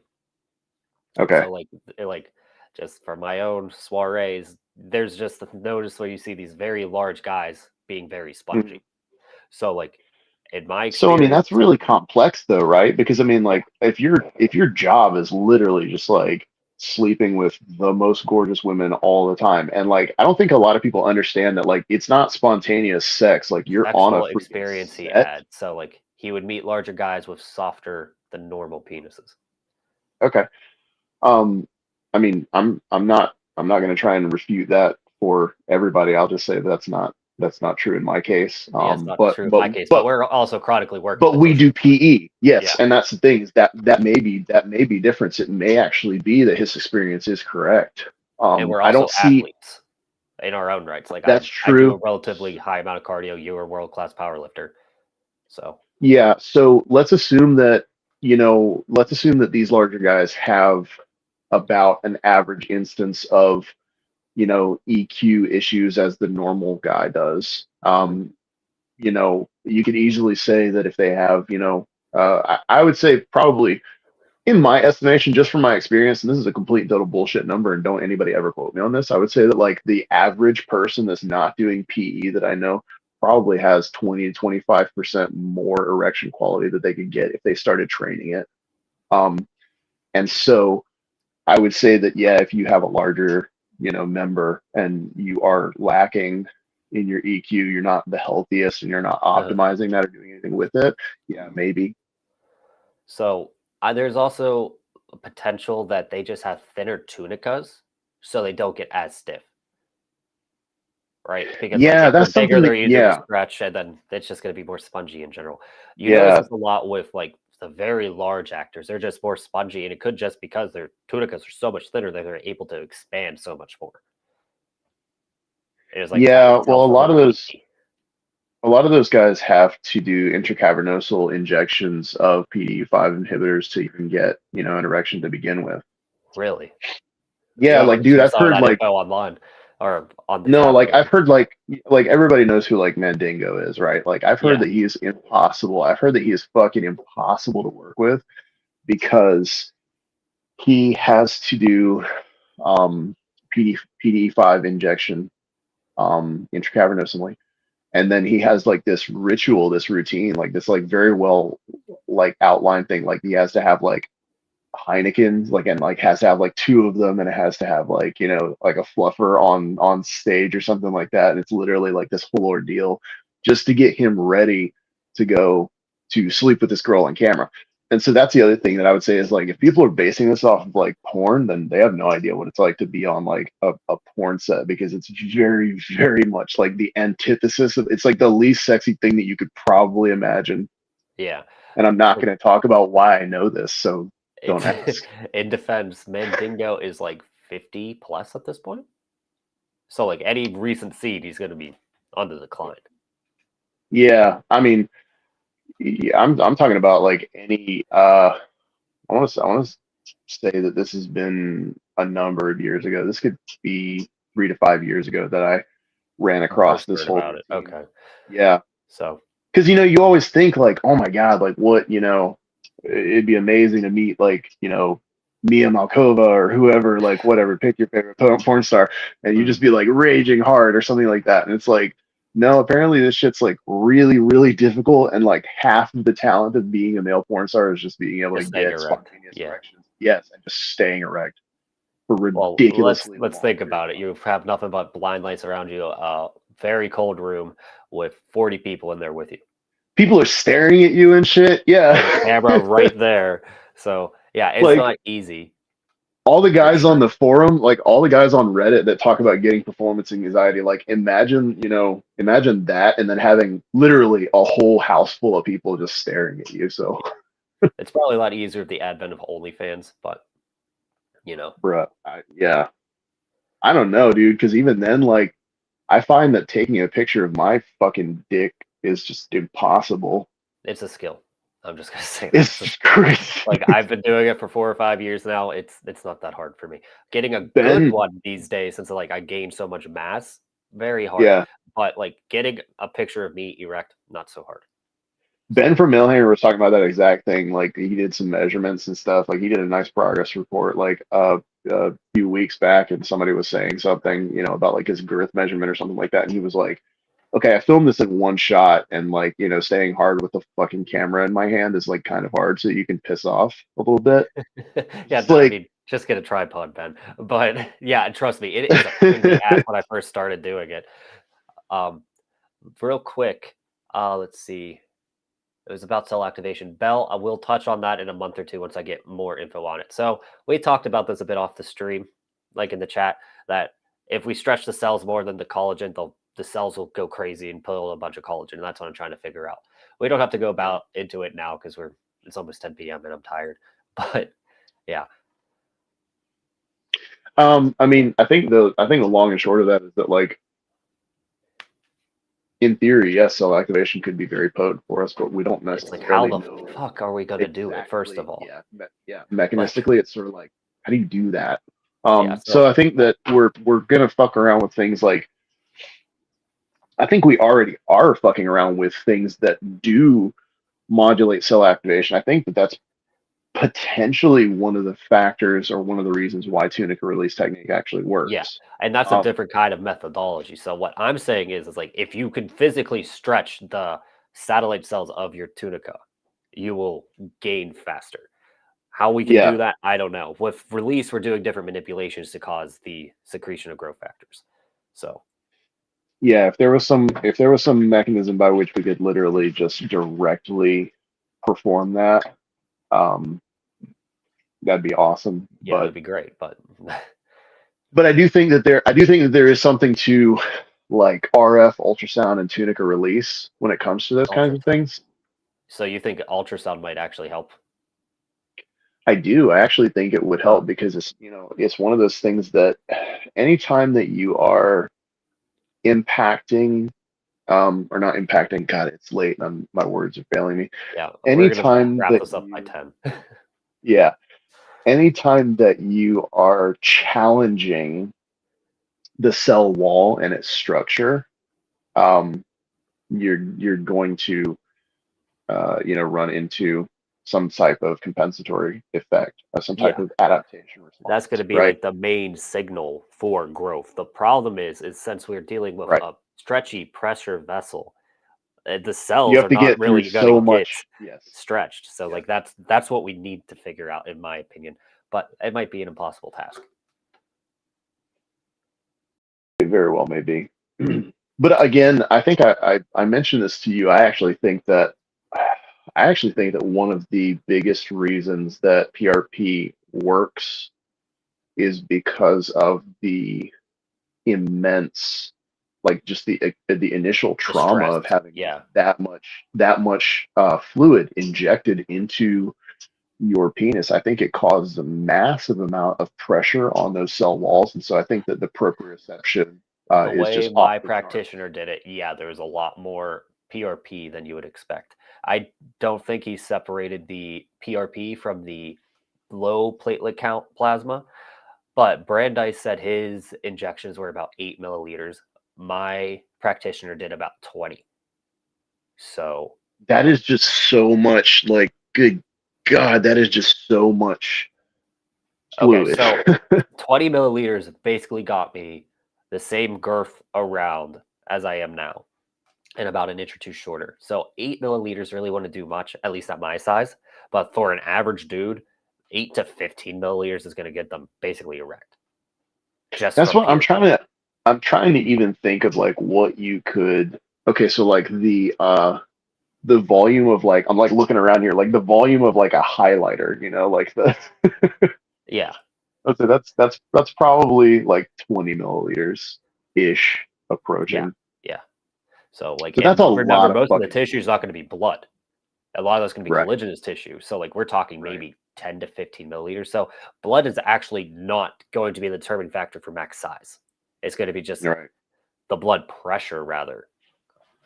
But that's neither here And I nor think there. that that's another. I think that that's another one of those mechanisms that people cite with like priapism, induced megalophallus or macrophallus. Megalophallus. Megalophallus is, I think, what they call it. Whatever, priapism. So we're getting really tired, aren't we? Yeah, I'm just like I'm starting to just replace all of my science words with like fuck now, and I know how that's. I'm just like the fucking thing and the pressure and shit, and I don't even know who's paying attention at this point. And oh, we still have 33 concurrent viewers, so we're gonna wrap it up here, guys. Well, it's probably 7 p.m. in California, but so we're gonna wrap it up here. I hope you guys enjoyed. I will edit out the clips today and tomorrow, and we'll go from there. If you guys have suggestions for topics, put them on the Reddit, All Things Male Pod, and you could probably just comment them on this video, and I will see them. So thanks for tuning in, guys. Thanks to Hank and Perv for collaborating with me on this. I'm hoping we can do this again soon. Absolutely. All right. Good night, everyone.